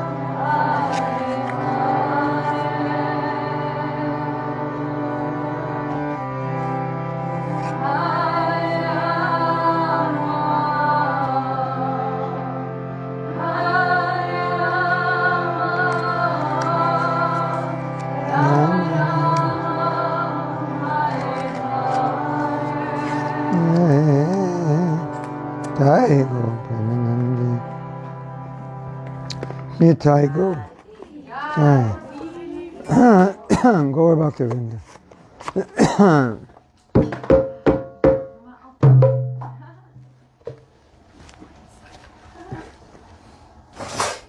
Okay. Okay. What is the timeline though? When do we finish? Because I made a mistake. I think 1:30, 1:30 start the shot on. Because the thing is, the Harinam is after this, and I made a mistake because I heard it wrong, that it should start from Central Station, but it was already advertised that it starts here. So I'm going to be at the Central Station to get people at 3 o'clock, and then maybe you can come from here, and we will meet up. So sorry for the inconvenience. I should have checked, but I didn't. So Next. Yeah, it's okay. So we have to be somehow at a meeting and like. So we're going to leave here at 3? Are we going to go to Central Station again, like last time, and then Yeah, there's yeah, more yeah. people over there than here? Yes, but you have to take the metro and all that. So it Well, we have to takes wait some time. also Yeah, it's only till 3 15 because minutes. it was advertised Walking that here, it's take the metro, here. 3:15 to go there. Yeah, but also Yeah. I have to apologize. I made a mistake. I advertised this morning that the Harinam was from Central Station, but before it was advertised that it's from here. So now I think people are coming from hopefully both places. So somehow we have to meet up. So sorry for the confusion. All fine, it happened. It's always a challenge to organize a lot of people. Yeah, but I shouldn't check. And I did not, but I hope maybe that more people will come because from Central Station is an easy one. But anyway, sorry for that. So it would be nice if we can stop on time and leave here because you leave here at 3 and they are there at 3. So I'm not. We'll try to leave. We'll try to leave earlier. Yeah, that would But be if we leave early, then the people who saw the Oh, yeah, right. advertisement, they will not be So you start there, and we'll meet you there. But we are a lot of people. Some people can stay here and, Yeah, some can leave earlier. Yeah. Whoever eats fastest can leave firstest. How's that sound? Hare Krishna. So before we continue, does anyone have any questions, comments to realizations? I had a question from yesterday, so I hope it's not too much off topic. If it is, I won't answer it. Okay. But you can ask it. The question is around, I guess it's also related to self-care in a way, because the question is, what happens actually if we break our Kartik vows, vows in general? Oh, if you break your Kartik vows, there's always next Kartik. I will answer this with, there's a way to answer this. I mean, there's 2 ways to answer this. I could,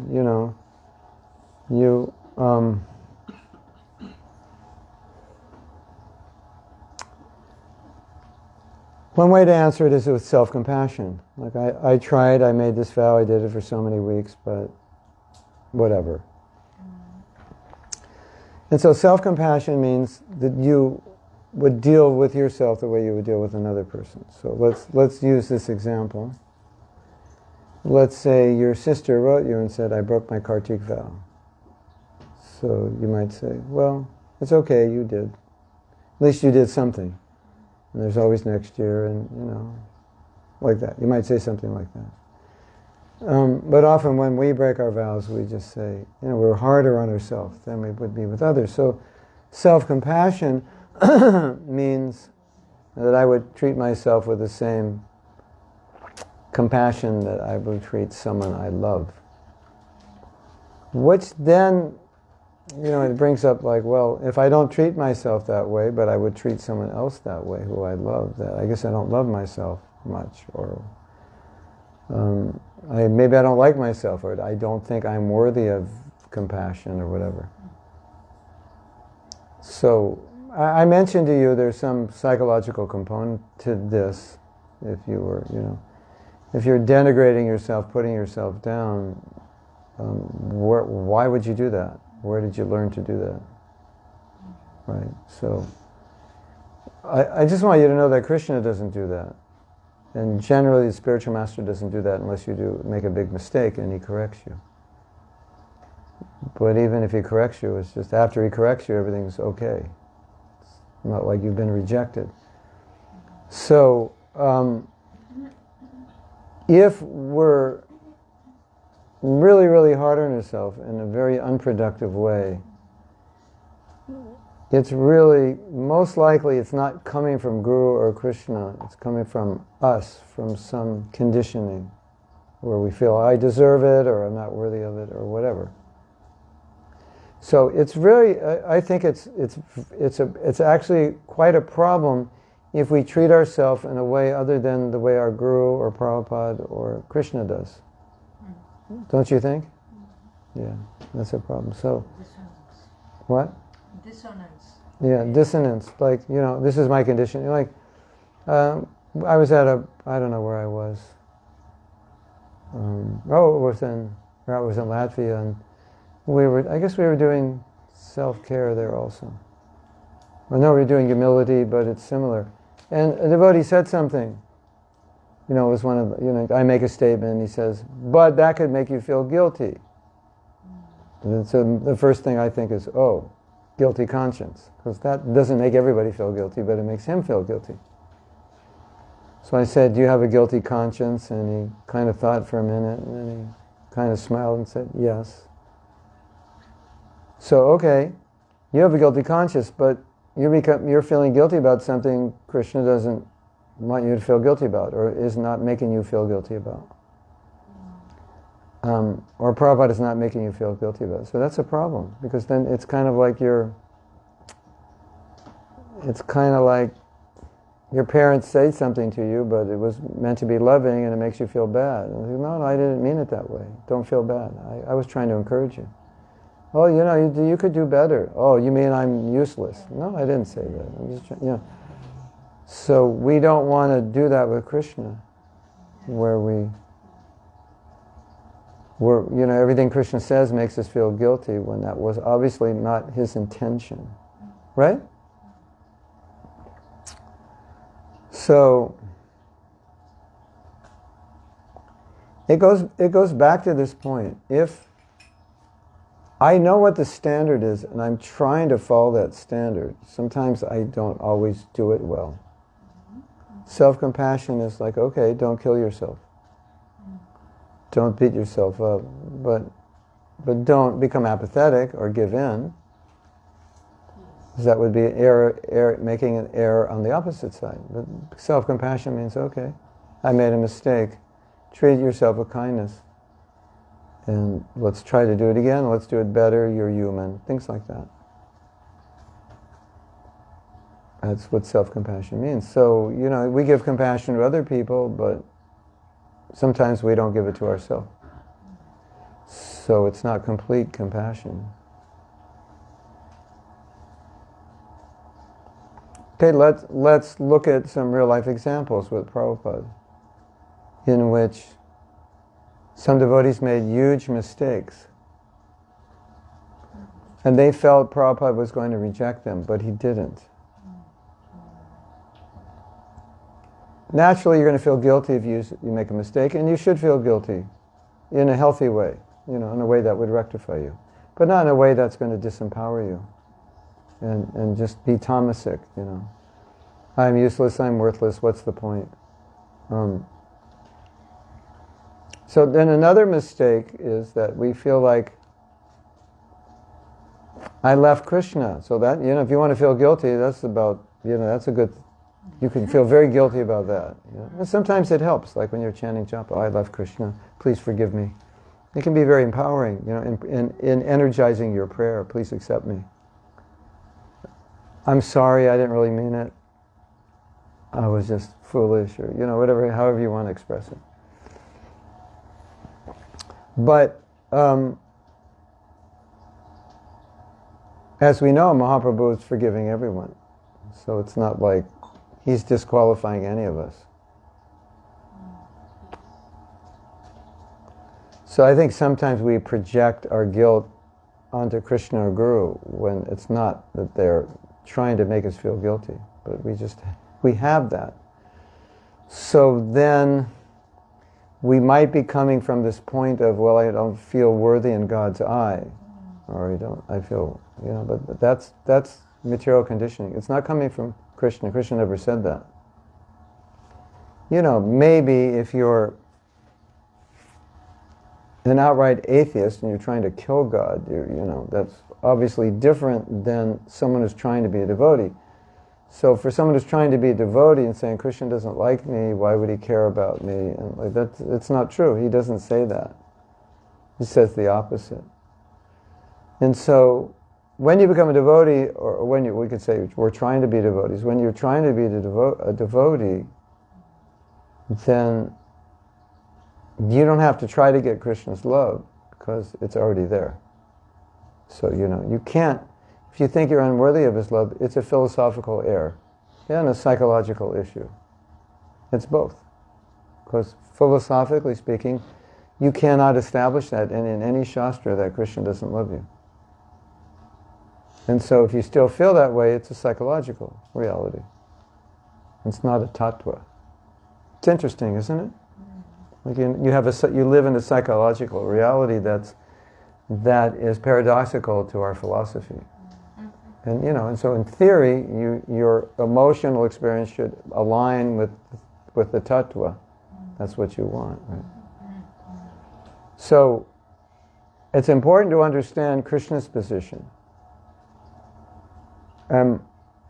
We're all sons and daughters of Krishna, which is why he loves us, and we're all devotees, which is all the more reason he loves us. And he says that in the Gita, Samaham Sarvabhuta. I'm equal to everyone, but whoever is my devotee, then they're special attention, right? So please don't ever think you're not worthy of Krishna's love, because even if you think that way, he gives it, so it doesn't matter. Okay? I mean, and actually, if you think I'm not worthy, you can think of it in a positive way. I'm not worthy and he gives it, so that's like even better. But if you think I'm not worthy and he doesn't love me, that is damaging, and it's minimizing. It's like if I say I love you and you say, no you don't. So, we're saying Krishna doesn't love me, and Krishna's saying, no I do. No you don't. Why would you? I ran away from you. I'm this, I'm that. Why would you love me? So you're not being fair to Krishna, right? You're my son, you're my daughter, I love you. Nah, you wouldn't want to love me. It's like, if you knew me, you wouldn't love me. You probably don't know me, Krishna, but once you get to know me, then definitely you won't love me.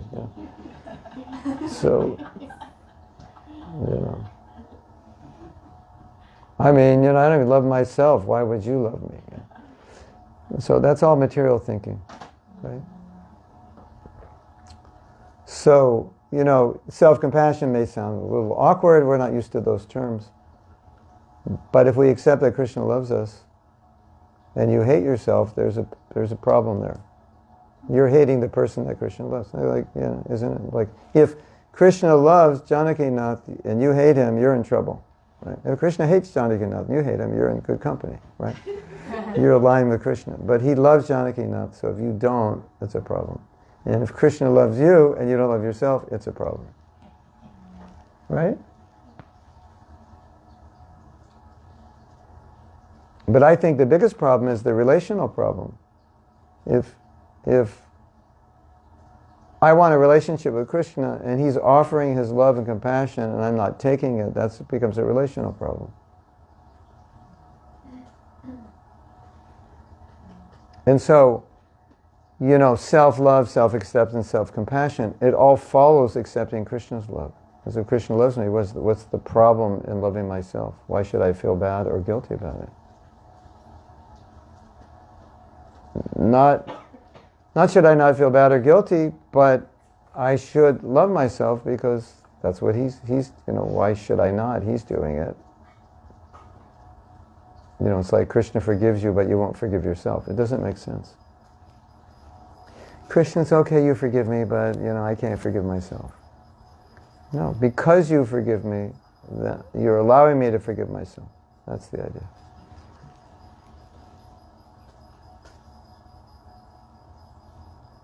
Yes. I think this point of that we do not trust ourselves because we have broken our good attempts and whatever so many times. This is very deep. Yeah. How to overcome that? Yeah, like in incremental steps, or it's so like if you even if That's it's not- that's where self-compassion comes. Because self-compassion will include self-forgiveness. So it's also good then that I don't trust myself. No. I can be compassionate to the fact that I don't trust myself yet. Your compassion, well, you could look at it, depends how you want to look at it. You can be compassionate to the fact that you're a conditioned soul who's trying and sometimes fails. Like, okay, keep trying. I mean, you're a mother, just how you would do with your kid when he was young and failing and whatever. Because it couldn't, I mean, you want to see if it's stemming from this I'm not worthy. You know, where's it coming from, right? Sometimes we think we know where it's coming from, but we don't, because we just know this little life. We don't know what we've been through, we don't know what's in our subconscious. We don't know if we should care about that because it's endless. Well, I think you can know more about it within this life. It's not that complicated. You can, you know, if you have a difficult time forgiving yourself, a difficult time being compassionate, then something's there that's causing it, no? And like, so you can ask, you can examine it. Why? What is it? You know. So you know, I can tell you what it is for many people. It's they were at some point in their life they were not given love, or they were put down or something, and so they project that onto God. And so, you know, when I failed, I was punished. So I think God is punished. You know, something that we project from this experience onto Him. And then it becomes a problem for our spiritual life, because then we go back to this, start believing against the philosophy, I'm not worthy, I'm useless, you know, why would I forgive myself? And you know, maybe you have to reframe that I can't trust myself to I'm trying my best. And I'm a very conditioned soul in these areas, and this is where I have weaknesses. But I'm not going to give up trying. And you know, I'm going to make a vow. If I slip, I'll make the vow again. I'll just get up and I'll do it. That's my goal. It's something like that. But if it's really like, what's the use? Christian doesn't care. Then it's getting into some deeper dysfunction. You know, and that's unfortunate, because that's directly negatively impacting us spiritually, and we don't want that. You know. I was saying, I don't know if it was to you or another group. Maybe I was saying to you. But sometimes you know you have kirtan and they're ecstatic, and then you go back home and you go back into your dysfunction. Was I saying that the other night, like the first night maybe? And you go back into your dysfunction. And so you know that's not healthy. You know, the kirtan was ecstatic, and I go home. Yeah, but I was ecstatic, but Krishna probably hates me because I was so artificial. You know. I was dancing, thinking everyone's going to like me. You know, you can just go on this endless loop of, you know, self-condemnation. Maybe that's what you're used to. There's another problem. If, you know, that can be a comfort zone for some people. Like they can't, you know, unless I feel bad about myself, I feel bad about myself. Did that make sense? I can't feel good about myself without feeling bad about myself, so to speak. Or I can't feel comfortable unless I feel bad about myself. So it's always, Prabhu, you know, you go, Jiva Mukti, that was such a nice kirtan, or such a nice preparation, or whatever you did. And Jiva Mukti says, no, it wasn't. No, it was. No, it wasn't. It's like your comfort zone is no, it wasn't. You know, I'm not saying that you're like that, but you know what I'm saying. It's like some people, their comfort zone is like, don't say anything good about me because that's going to like upset me. Because unless you say something, and then I can't say something bad about it. Why are you saying something bad about me? Well, it sounds like you wanted me to. No. Yeah. You know what I mean? It's like, don't say anything good about me. Don't say anything bad about me. Just don't say anything. Right? Yeah. Yeah. But deep inside you want. Yeah, exactly. I was just going to say that. Yeah. Which is why you say don't say anything, because because you can't handle it, because you want it so much. You had this little clip about like damned if you do, damned if you don't, that the mind makes no Yeah, sense. Like yeah, it yeah. wants so many things, but whatever people give it, you no, reject, Yeah, reject. yeah. You cannot please the mind. Yeah. Like that. But it's important to understand these processes because you don't want the nature of your mind and psychology to get in the way of what Krishna is giving you and reject it. And so it's good to understand it. I'm not worthy of Krishna's love. That's okay, that's all right. Nobody is. But don't say it as a psychological issue, say it as a tattva. As a tattva, nobody's worthy of Krishna's love. When it becomes a psychological issue, then it becomes a problem. Because that's when you start rejecting it. But if I say, I'm not worthy of Krishna's love as a tattva, and he's giving it, it's like, wow, that's amazing, that's so beautiful. It makes it more beautiful. Yeah, it's very positive, you know. I give you a million euros. You don't deserve it. That's like, oh my God. I give you €1,000,000 because you built me a house. That's different.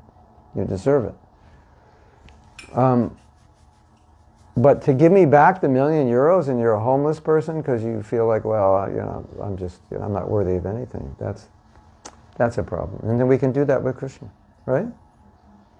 That's a problem. So there's this whole web of like, I'm not worth it, who cares about me? And then that's when they're like, I don't care. Well, you should chant your rounds. Yeah, I know, but I don't care. That's where it comes from. Like, well, I was raised to think I'm not worth it, whatever. And then you run into, the problem is, if you feel you're not worth it, you'll run into all kinds of horrible situations in life because you kind of attract it because, well, you deserve it because you're not worth it. That could be, right? Right? I deserve to suffer. Yeah, well, you may create situations in your life to fulfill that prophecy. So you want to be careful. But I think if you look at your relationship with Krishna and Krishna's offering you love and you don't take it, that's bad news for the relationship. Isn't it? Yeah. Krishna, find somebody else, you wouldn't want to love me, it's like. So Krishna's not saying that. And even if you don't love him, he loves you. So you don't have to do anything to get it. And this is very important to understand. Like, he loves you no matter what. And you don't have to do anything to get it. All you have to do is reciprocate. You don't have to create his love for you. You have to create your love for him. That's your part. That's all you have to do. So don't get mental about him. His part's like it's all done. Don't even worry about it. Just all that mental energy, I'm not worth it and all that, just use that to love Krishna. And just like, okay, drop that whole conversation and just use your energy to love Krishna. Because that part is done. Krishna loves you. The part that we don't love him, that's where we need to work. And that simplifies it all, doesn't it? The other, I think, I can't remember because this is like the 5th place I've been, who I told what, when, and plus some classes online. But maybe I told you this idea that Krishna has pulled us out of Maya. Was I talking about that? He pulls you off the path of Maya and he puts you on the path of Bhakti and drops you down and goes this way. Welcome to Bhagavad Gita, the Hare Krishna movement. Here's Prabhupada. Pulls you right out. Like, there's a devotee named Pragosh, and he was doing an interview of Prabhupada's memory, and the first thing they say is, how did you become a devotee? And the next question is, how did you meet Prabhupada? And his answer was, I don't know. I don't know how it happened. Like, somebody could actually get out of Maya. I don't know how that happens. One day I ended up in the temple. It seems impossible to me that could have happened, So it's kind of like that, isn't it? Like, if you look at how did you become a devotee, you can say, well, this, and this. But you just stand back and say, that's like amazing that I actually pulled out of the material world and became a devotee. Isn't it?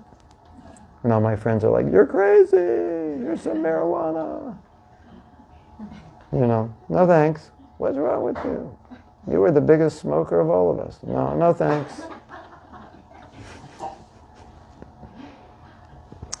So meditate on this. If you want to understand Krishna's love, meditate on this. You're wandering around the material world and you're thinking, oh God, if you exist, show me. I need you, I'm on my last leg, please help me, I can't do this. There's got to be some higher reason, some truth I need to know, right? And then the next day you're walking down the street and there's, excuse me, man, have you seen Bhagavad Gita? Yeah. And so you all have your own story, but every story, it's the same. The details are different, but it's the same. Krishna arranged to get you out of the path of Maya, pulls you right out, grabs you by your hair, takes you off that road, and he goes, here's the path of bhakti, puts you on, it's like a, a moving sidewalk, and you're moving Maya's sidewalk, Krishna's. And Krishna did that, right? Wow, and you're saying Krishna doesn't love me? Give me a break. How can you say that? He pulls you right out of Maya. The one devotee told this story, he was praying like that. I think it was Jayadev maybe in England, praying like that, Krishna, this is it, our God exists. And like an hour later, Bhagavad Gita. I was fast, right?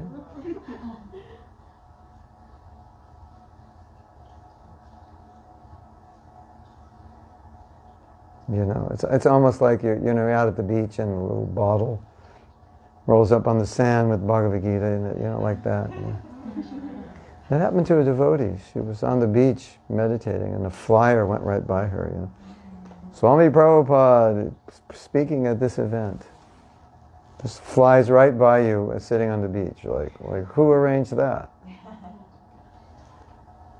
So, if you just meditate on how you became a devotee, you see that was all Krishna. And you can't say he doesn't love you, because why did he do that if he doesn't love you? He would have just left you sitting on the beach and the flyer would have just flown right by you, right over your head. And it flew right in front of you. And all of us have our little Hollywood moments, isn't it?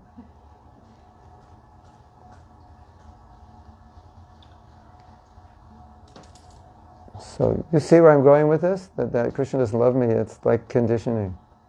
It's not tattva. And so you can feel free to accept his love and love yourself by accepting his love. It's not a problem, it's not against our philosophy. In fact, it is our philosophy. And that is transcendentally selfish, in a good way. Is that okay? Did I answer your question, or there was some aspect? I'm in a time machine now. Oh, going back to when you became a devotee? Yeah. Yeah, I'm starting the meditation, I think. Yeah. I have a guided meditation like that. It's maybe on my YouTube page, or I can send it to you.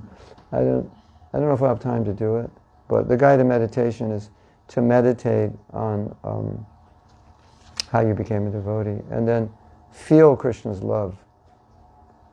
Because if you can't feel Krishna's love and you're trying to practice Krishna consciousness, it's not going to work.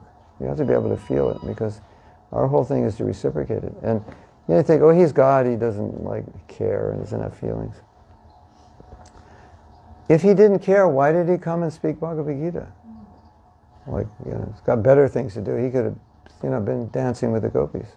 But he left Vrindavan to go to Kurukshetra to speak Bhagavad Gita. To who? Who is he speaking it for? Arjuna? No, not speaking it for Arjuna. Arjuna's doing fine. Krishna had to, put him in a certain situation to not do fine, so he could speak to us. Was I telling you? Shiva Mukti, I said, what's Krishna? Radharani's there and Krishna's playing his flute. And I said, who's he playing it for? It's not playing it for her, she's already there. It's playing for us, calling us. Hey, you want to join us?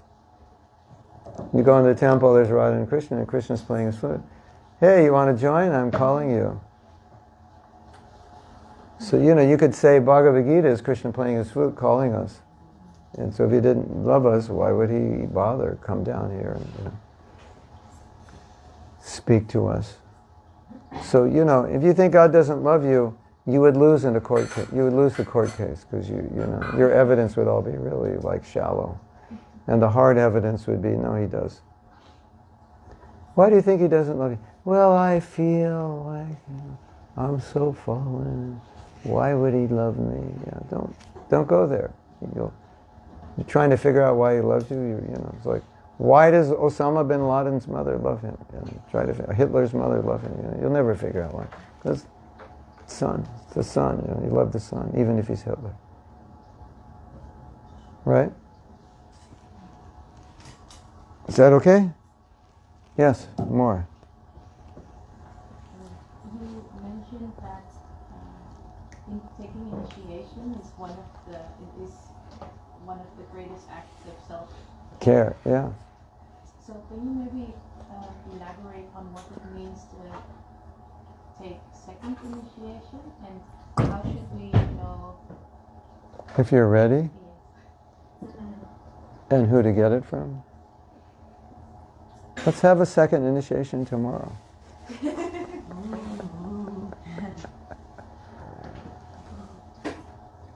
How do you know you're ready? Ask the temple president. Am I ready?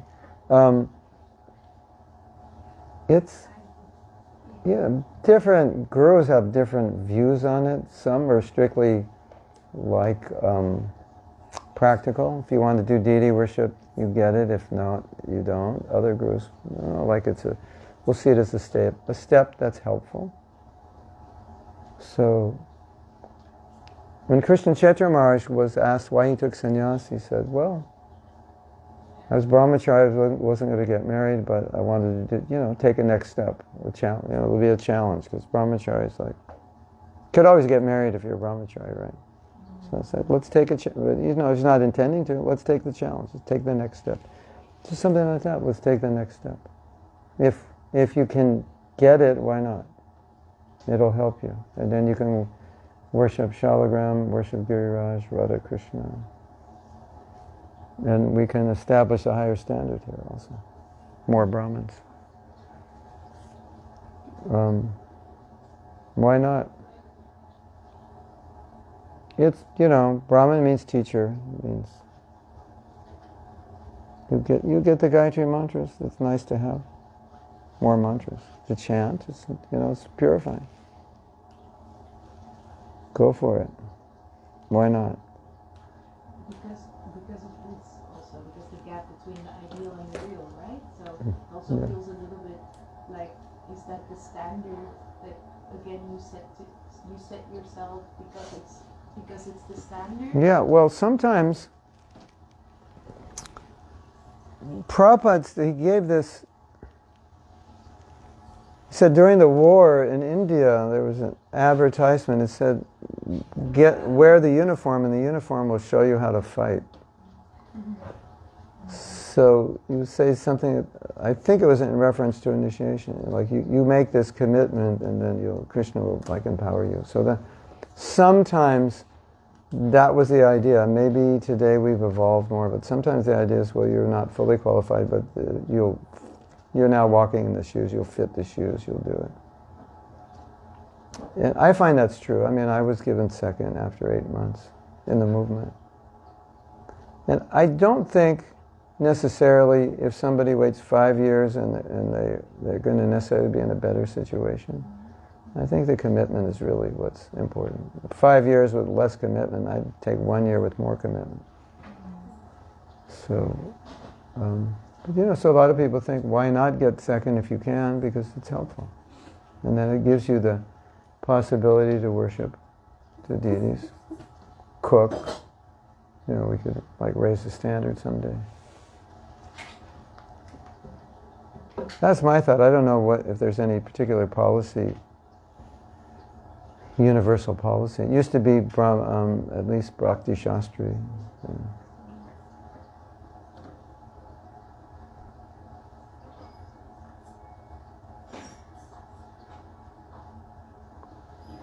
With my disciples, I just wait for them to ask. I don't usually ask them. So, they say, can I take Brahminical initiation? I said, let's go to your house.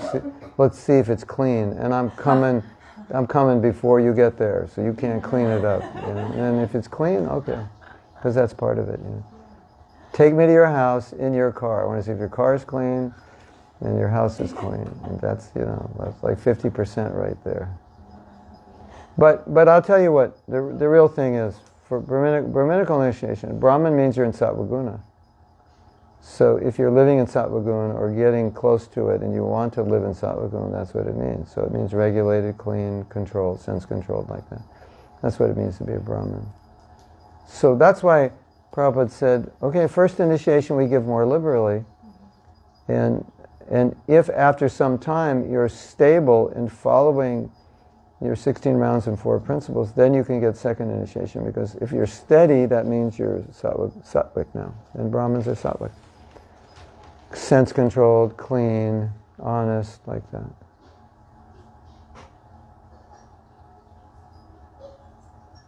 And you get these amazing mantras that can take you.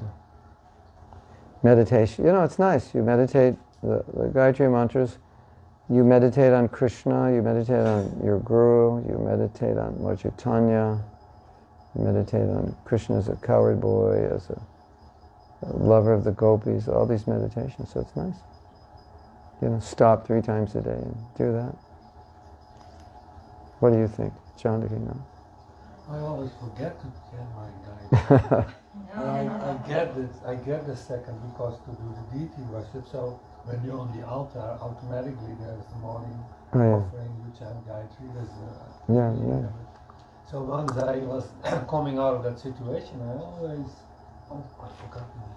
So just now I saw one Maharaji chanting Gayatri, so then I thought, yes. Yeah, and I forgot to chant mine, which I'll chant at 1:30.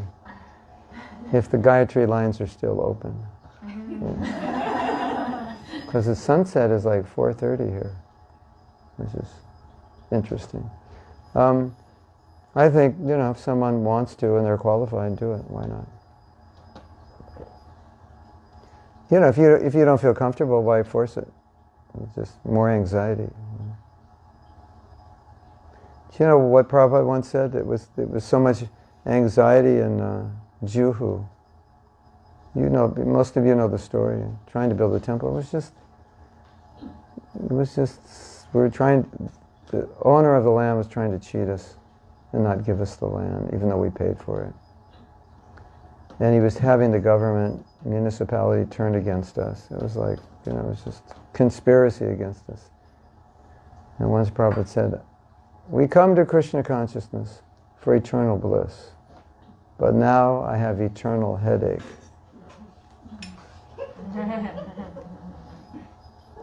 And one time they wanted to buy a temple.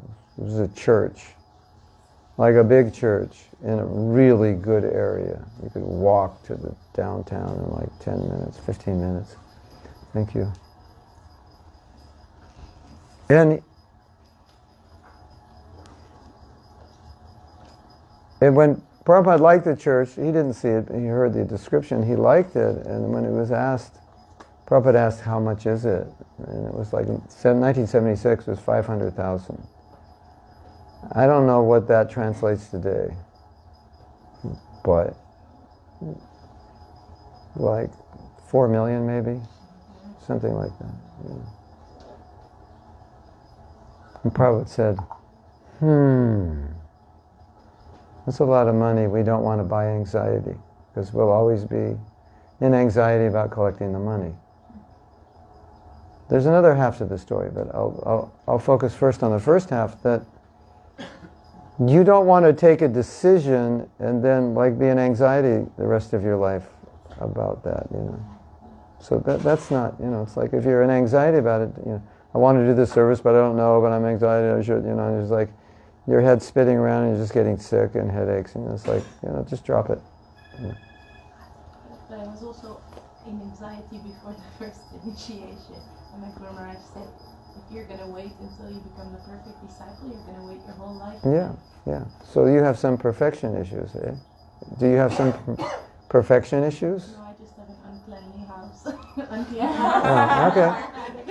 Well, now you can start cleaning it, and then if it's, keep it clean for 6 months, then you can start thinking about it. Yeah, no, I mean, if I reflect on it deeply, I think the circumstances are not yet there, but at the same time I feel I feel like I want to do it as a service for Guru Maharaj. Yeah. And I know that he's also getting older. Oh, very nice. Yeah. So that's good. So just go clean your house and keep it clean, and you can do it. Is there also another quote from Bhaktisiddhanta that says actually you're better off with only first and also having this? I don't know if he said you're better off with only first, but first is sufficient. Yeah, something like that. First is sufficient, because the holy name takes you back to God.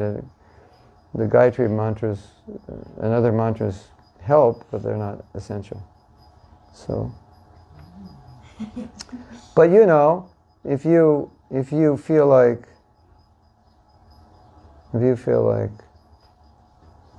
you're not going to be happy if you don't, that's an impetus to get it together, isn't it? Yeah, I mean, that's kind of how it is in Krishna consciousness, You know what the ideal is, and if you don't reach it, you're not going to be happy, but you're far from it, and so it's like, okay, let's get to work here, right? So I think that's good. That's an honest assessment. I won't be happy if I don't, and if I do it prematurely, I won't be happy. So then I have to qualify, which I have always found that if you put yourself out a little bit and it forces you to qualify, that's like a blessing, Because we're by nature a bit lazy. And so if you have something that can keep you moving forward, that's good, isn't it? So I was telling the devotees the other day, I said, if you want to chant good rounds, do something difficult, because then you'll have to pray. Because it's beyond your pay level. So like, how am I going to do this? So, maybe getting Brahmanically initiated is good, because it'll force you. I don't read enough, my house could be cleaner, I'm not doing enough puja, I better start doing it, qualify myself. So that's good. Why not?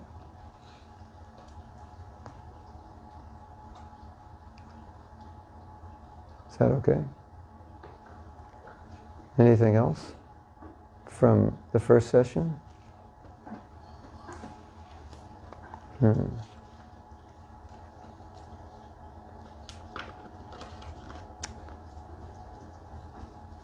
Okay. I just have to see what I think would be nice to do.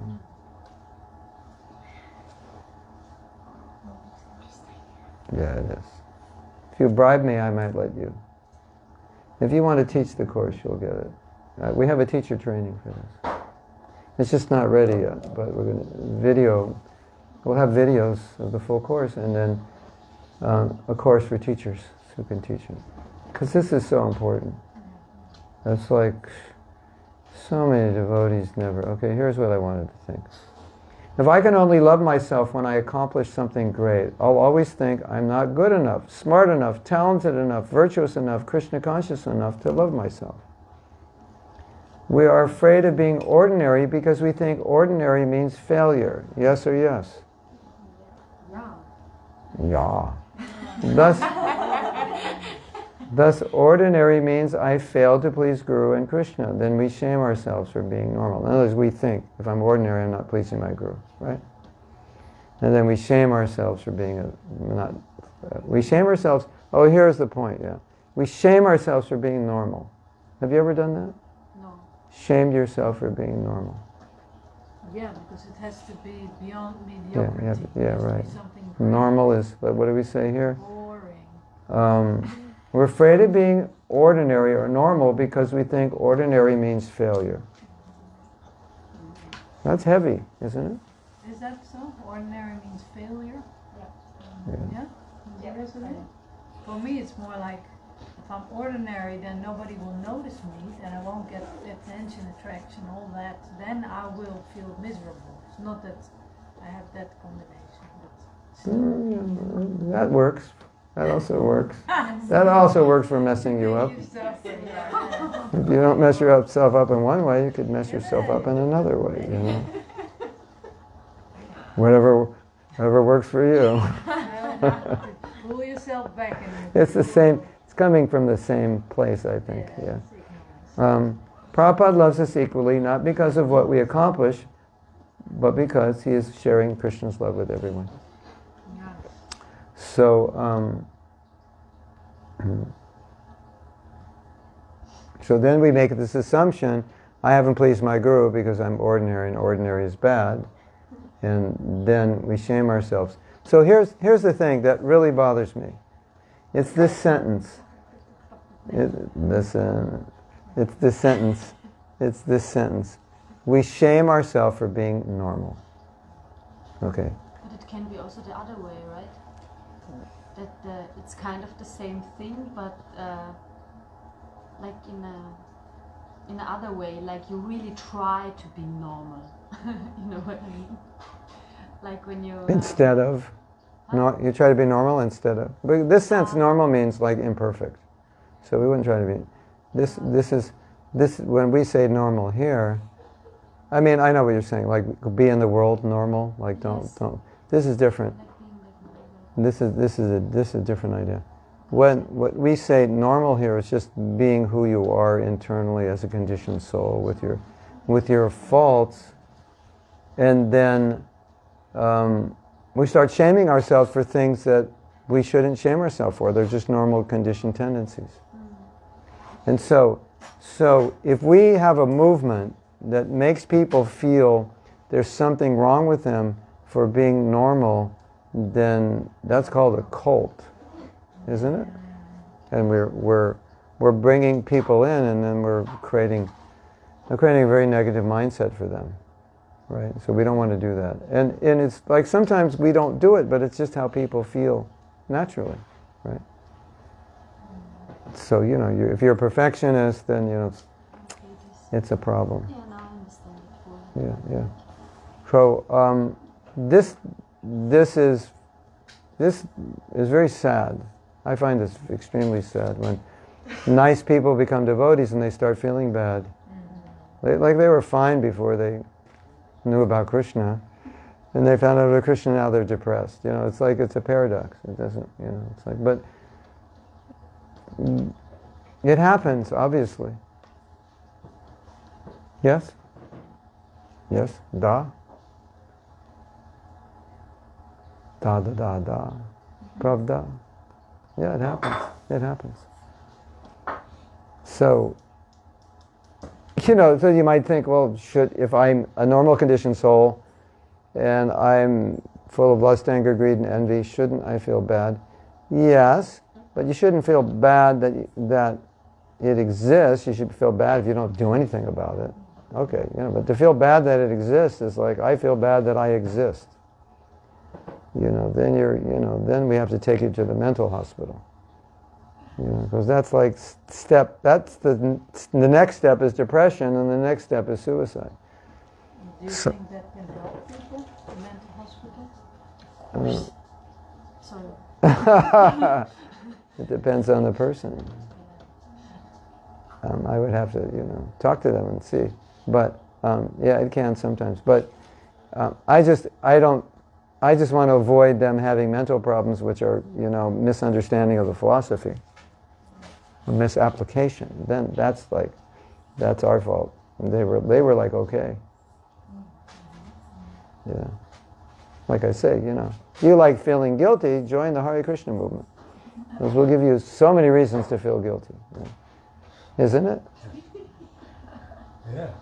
Yeah. So it's like, I was thinking it'd be nice to write a book about this and just say, be careful, because, this can happen. If you have a guilty conscience, you're in the right place, You'll be on steroids, because you'll interpret everything as failure, right? Yeah. Isn't it?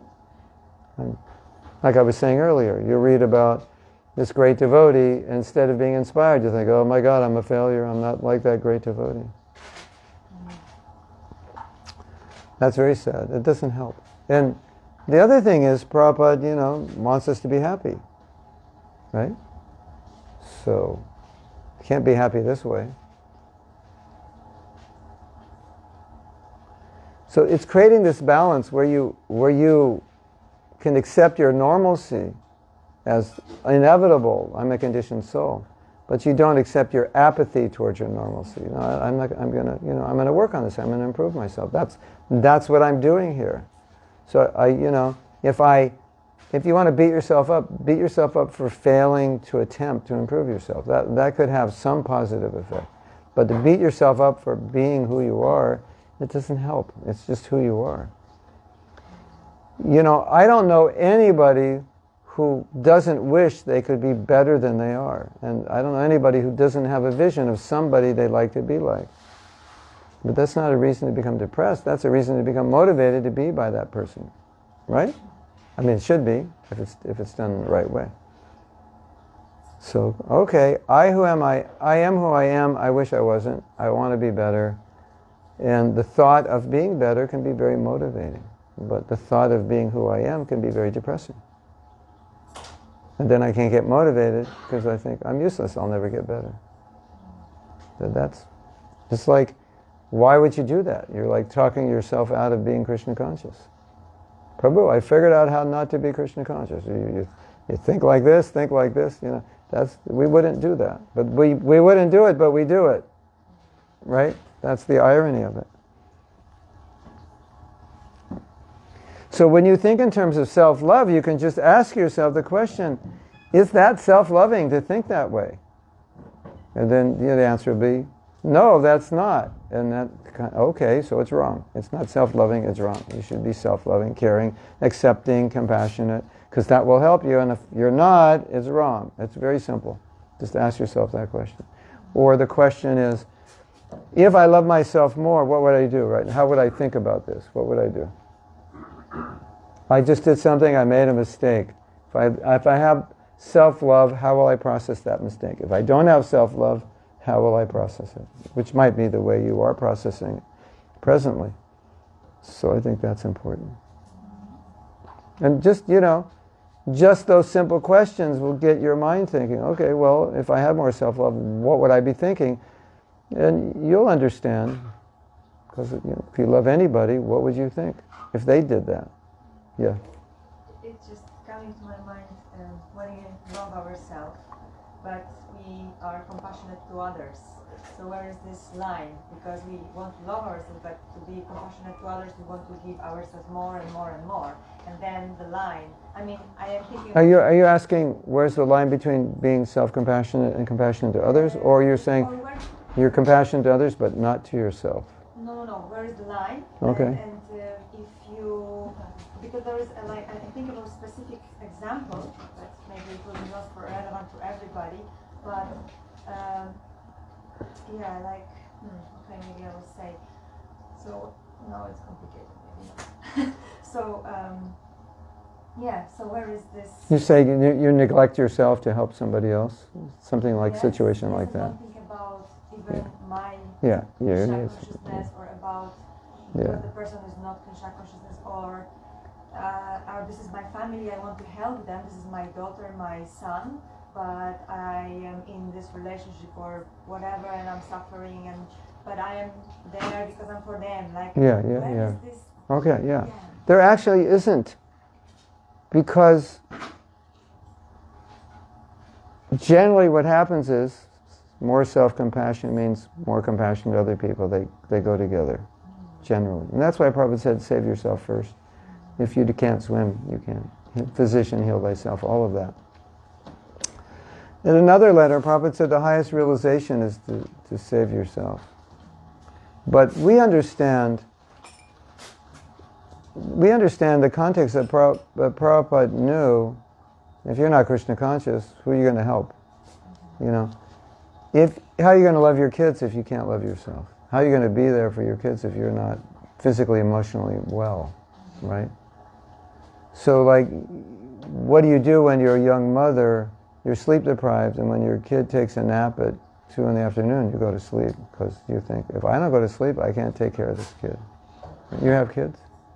Yeah, well that's when you have them, that's what you're going to be doing, because you'll be so tired, you say, because they're up half the night.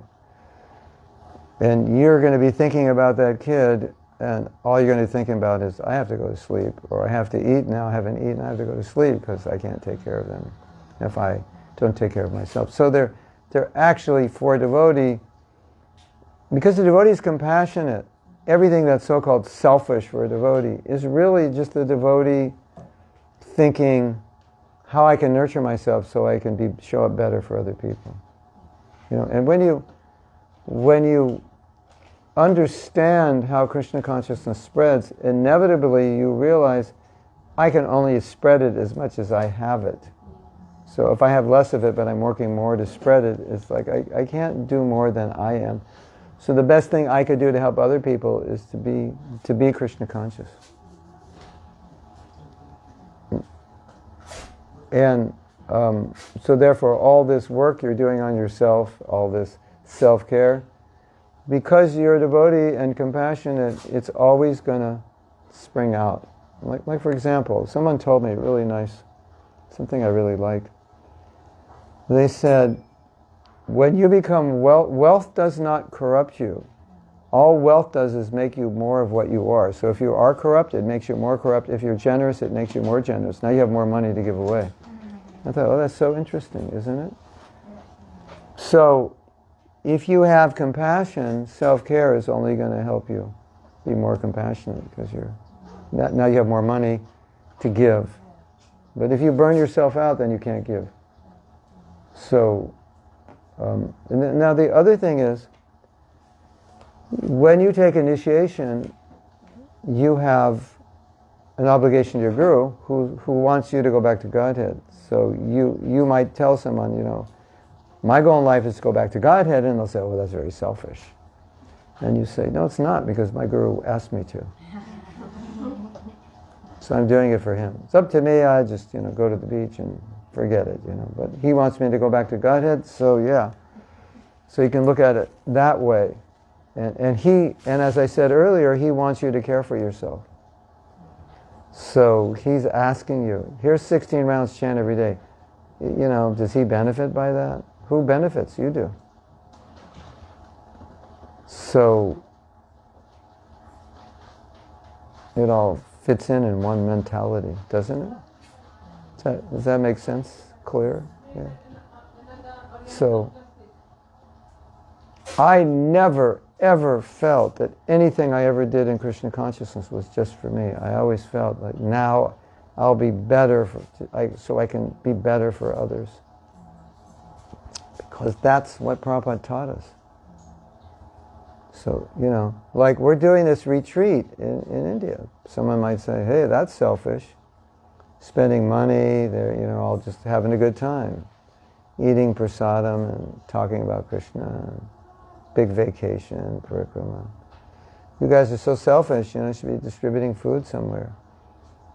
But for so many of us, we know it's vital we do that so that we can show up better, more Krishna conscious for other people. And if we show up more Krishna conscious for other people, they will benefit more from our association. Right? I mean, if you think you can spread this movement without being Krishna conscious just by establishing systems and policies and like that, it's not going to work. What will you establish? Right? The movement needs Krishna conscious people, so when people come to the temple, they have Krishna conscious people to associate with. That's how they become Krishna conscious. Right? So you're doing a great service by being pure. Or like you want to be a Brahmin. Why is that important? Because there needs to be a certain number of Brahmins in our movement who are pure. And you can have a congregation and people can find their own level. But there's got to be some that set the example. So if you can do that, it's a great service. And even if others can't do it, they'll look at you and say, very good, that's inspiring. Maybe someday I can do that. But we need that. If we don't have any of those, you go to the church, your pastors, and Pastor Johnny in his t-shirt and jeans, and he's talking about, well, we're at the football game with my kids, and then we went to, he's talking about, and it's like, what, he's just like some ordinary guy. Where are the Brahmins in the church? I mean, Catholic Church has them, but other churches, more modern churches. Isn't it? Like, you ever wonder where the Brahmins are in those, modern churches? I do, anyway. I think about that. Where have all the Brahmins gone? They're only in the Catholic Church. Where have all the flowers? Is it? It's a hymn, isn't it? I thought it was a rock and roll song. Oh, well, I'm thinking of a hymn, sorry. No. and all the people gone. Ultimately, everything Oh. can apply to everything. It's all wrong. So, yeah. But there are in every religion this kind of gurus. When Supposed you to really be, want supposed to meet be. them, you will find them like in Judaism or in Christianity. Yeah, and and Buddhism, Yeah, and in some sections, yeah, because they're required. You need people who show the example. Yes, of course. You try to spread Krishna consciousness without Krishna conscious devotees, just books, it won't work. We have to see examples, application. Okay, here's another one. This is a good point. We're not designed to be good at everything. Focus on the abilities and intelligence Krishna has given you and use these in His service. If you focus on the abilities and intelligence that you lack but others have, you'll become jealous, disturbed, and or discouraged. We are not meant to compete with others, but to compete with ourselves. Prabhupada, I feel useless. Prabhupada, everyone is useful for something in Krishna's service. Have you ever done that? Look at somebody else, look at what someone else is doing, and think, I should do that, when you have like no ability to do it. And then often when we do that, then we think, we stop thinking about what we can do, because we're thinking about what we can't do. And another thing, Rati, I think that may be relevant to the point you brought up is how, we talked about this in the humility workshop, how we talked about pretension. And one of the reasons we pretend is to get love. So if I pretend to be a certain way, then I think you'll love me. But pretension is really a huge anartha in Vaishnavism. Because we're trying to cultivate humility, right? So pretension is like as far as you can get from humility.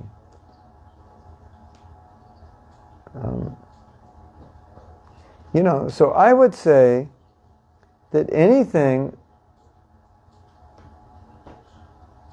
that is creating an artificial relationship with devotees, it can't be self-caring. So if you have to pretend to be accepted, then you're engaged in something which is very duplicitous and very unhealthy. Right? But what if like your conditioned nature is not acceptable in the larger society of devotees? Then you have to also, then. Well, that may be your perception, or it may be their fault. If you're trying your best and someone doesn't accept you, it's like maybe they need to do some work. And sometimes you have to see that, not in an offensive way, but sometimes you have to see, well, maybe someone's expecting something from me that's not meant for me to give. And there's also this part of the practicing bhakti, so there is some potential. I pay my obeisances. Yeah, right. Fake it till you make it. I'm trying, but it's some kind of pretension because it's not really that respect on deep stuff of my heart. But I do it because I'm practicing a path. Yeah, of course. Yeah, definitely. There's always pretension in our But, bhakta, as the Indians say, bhakta. Yes? I should have been an actor, I'm in the wrong job, yeah. But,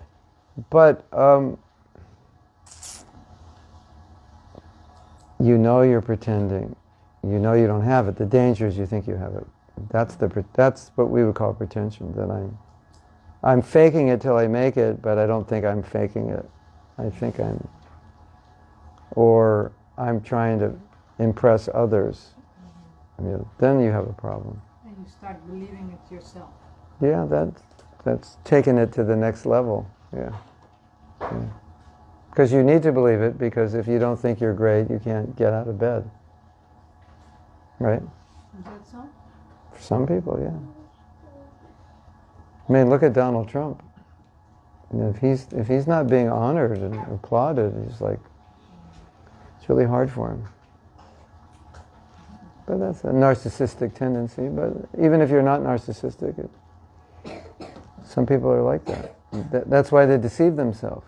You know, a lot of the problems we have with being humble is because we can't. It's not that I can't admit. I can't admit to myself. That's the person that's hardest to admit to. Like that I am not up here, I'm here. And somehow they're like, we have a self-image that's up here, and we don't want to acknowledge it's actually down here.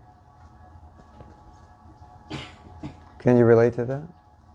It's like I don't want to admit it, so I'm walking around just to deceive myself, so that I can get out of bed. But there's so many sides to all of this. You keep in my understanding, you keep throwing up these fascinating thoughts, and they're all relevant, and they're all like you just said, you need people who show the example.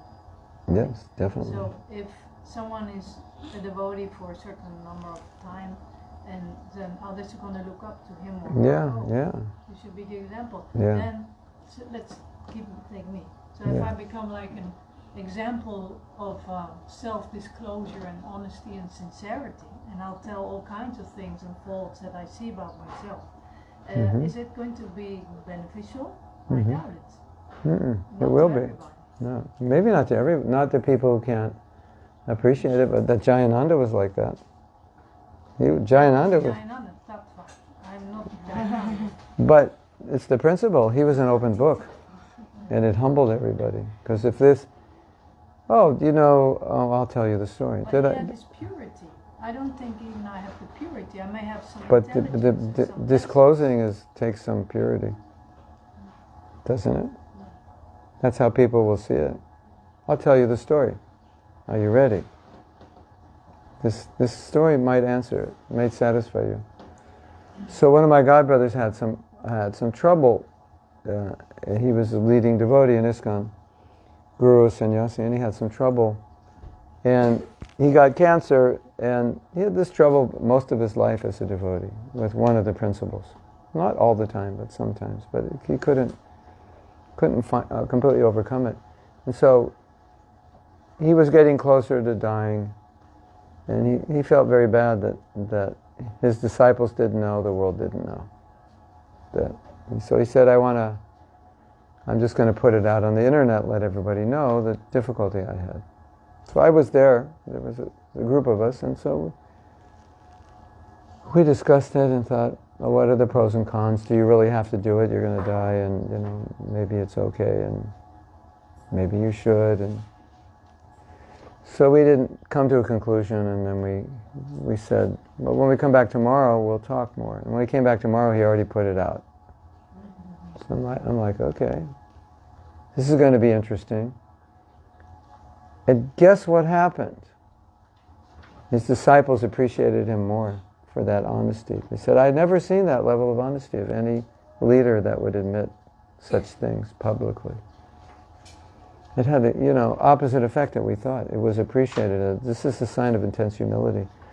And then I went to the Ritvik site, and I thought, well, what are they going to say? Because they're like, yeah. You want to know what they said? They said, another guru has fallen, but at least he was honest. And that's the only good thing they ever said about any ISKCON guru that I'm aware of. And it was the one who committed one of, a pretty big mistake, not the biggest, but a pretty big mistake. But he was honest about it. So that honesty, it's appreciated, it's purifying. And I think that we lack it in our movement, because we think, well, if you're an older devotee, you got to show you're the perfect person. But when you show you're not, then it's like you're telling everybody it's okay not to be perfect. And and then everyone is like, well, won't have to pretend either. Because if you pretend, I pretend, she pretends, you're all going to pretend. And you're all going to go home and cry tonight thinking, oh, they're all so advanced. Everyone's more advanced than me. Because we're all pretending. Haribol Prabhu, nice to see you. Hare Krishna. Just want to let you know. There's nice things about that too. Yeah, if it's real. If it's real. No, but it's nice to see devotees and be humble. And Yeah, but of course. But it shouldn't. We don't want to do it artificially in a way that makes everybody think that they're the only ones struggling. I mean, it doesn't help to be the pure devotee at the temple and be, Dr. Jekyll and Mr. Hyde, the werewolf when you go home. That's not going to help your bhakti. And we definitely see that, right? So in terms of time, Time. In terms of time, is prasadam ready? it's ready, and Lama Prabhu asked if we can sing Damodar. Now? I thought we were going to sing tonight. Yeah. Do we have time for that? And eat? That's the Lama's idea, but if you want to do it tonight. No, if prasadam's ready, we can take prasadam. I think it's more But- for a dark thing. Let me just finish the thought.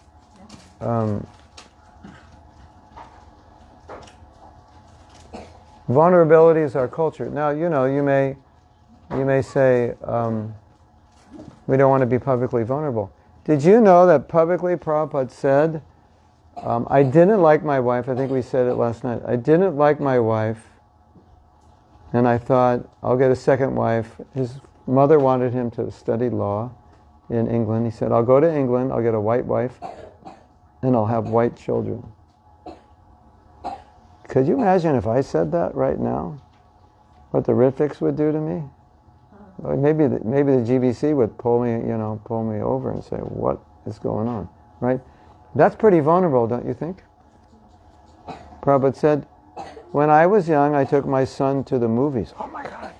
Prabhupada took his son to the movies. How many times did Prabhupada cry in public? How many times did he thank his devotees, tell them you're better than I am? I mean, this idea that vulnerability is not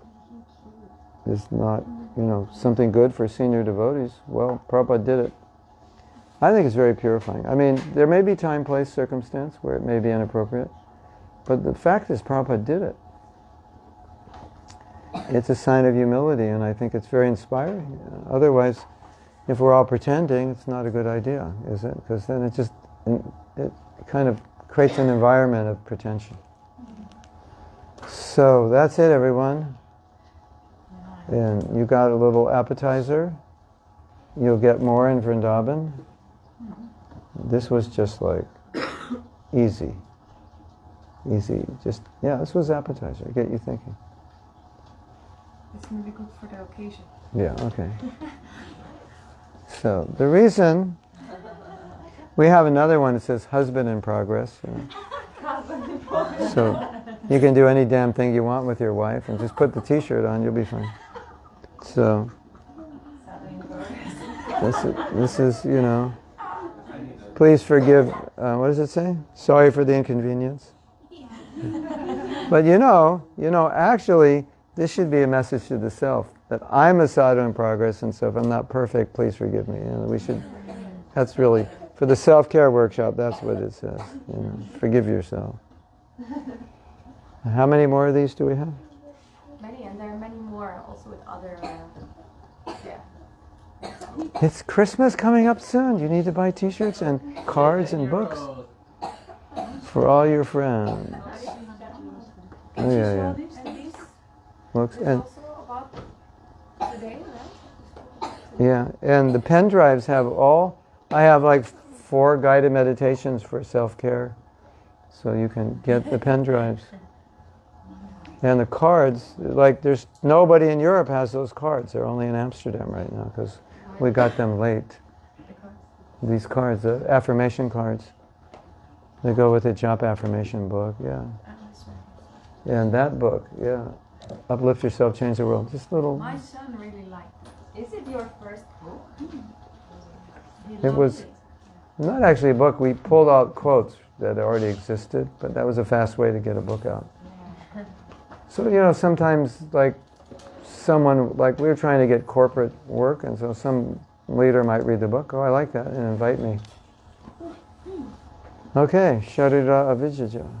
Mahatma Prabhu ki Srila Prabhupada ki jai. Go Premanandi. Shri Karunanitai Gaura Chandra ki Hari Bol. Shri Yashoda Damodar ki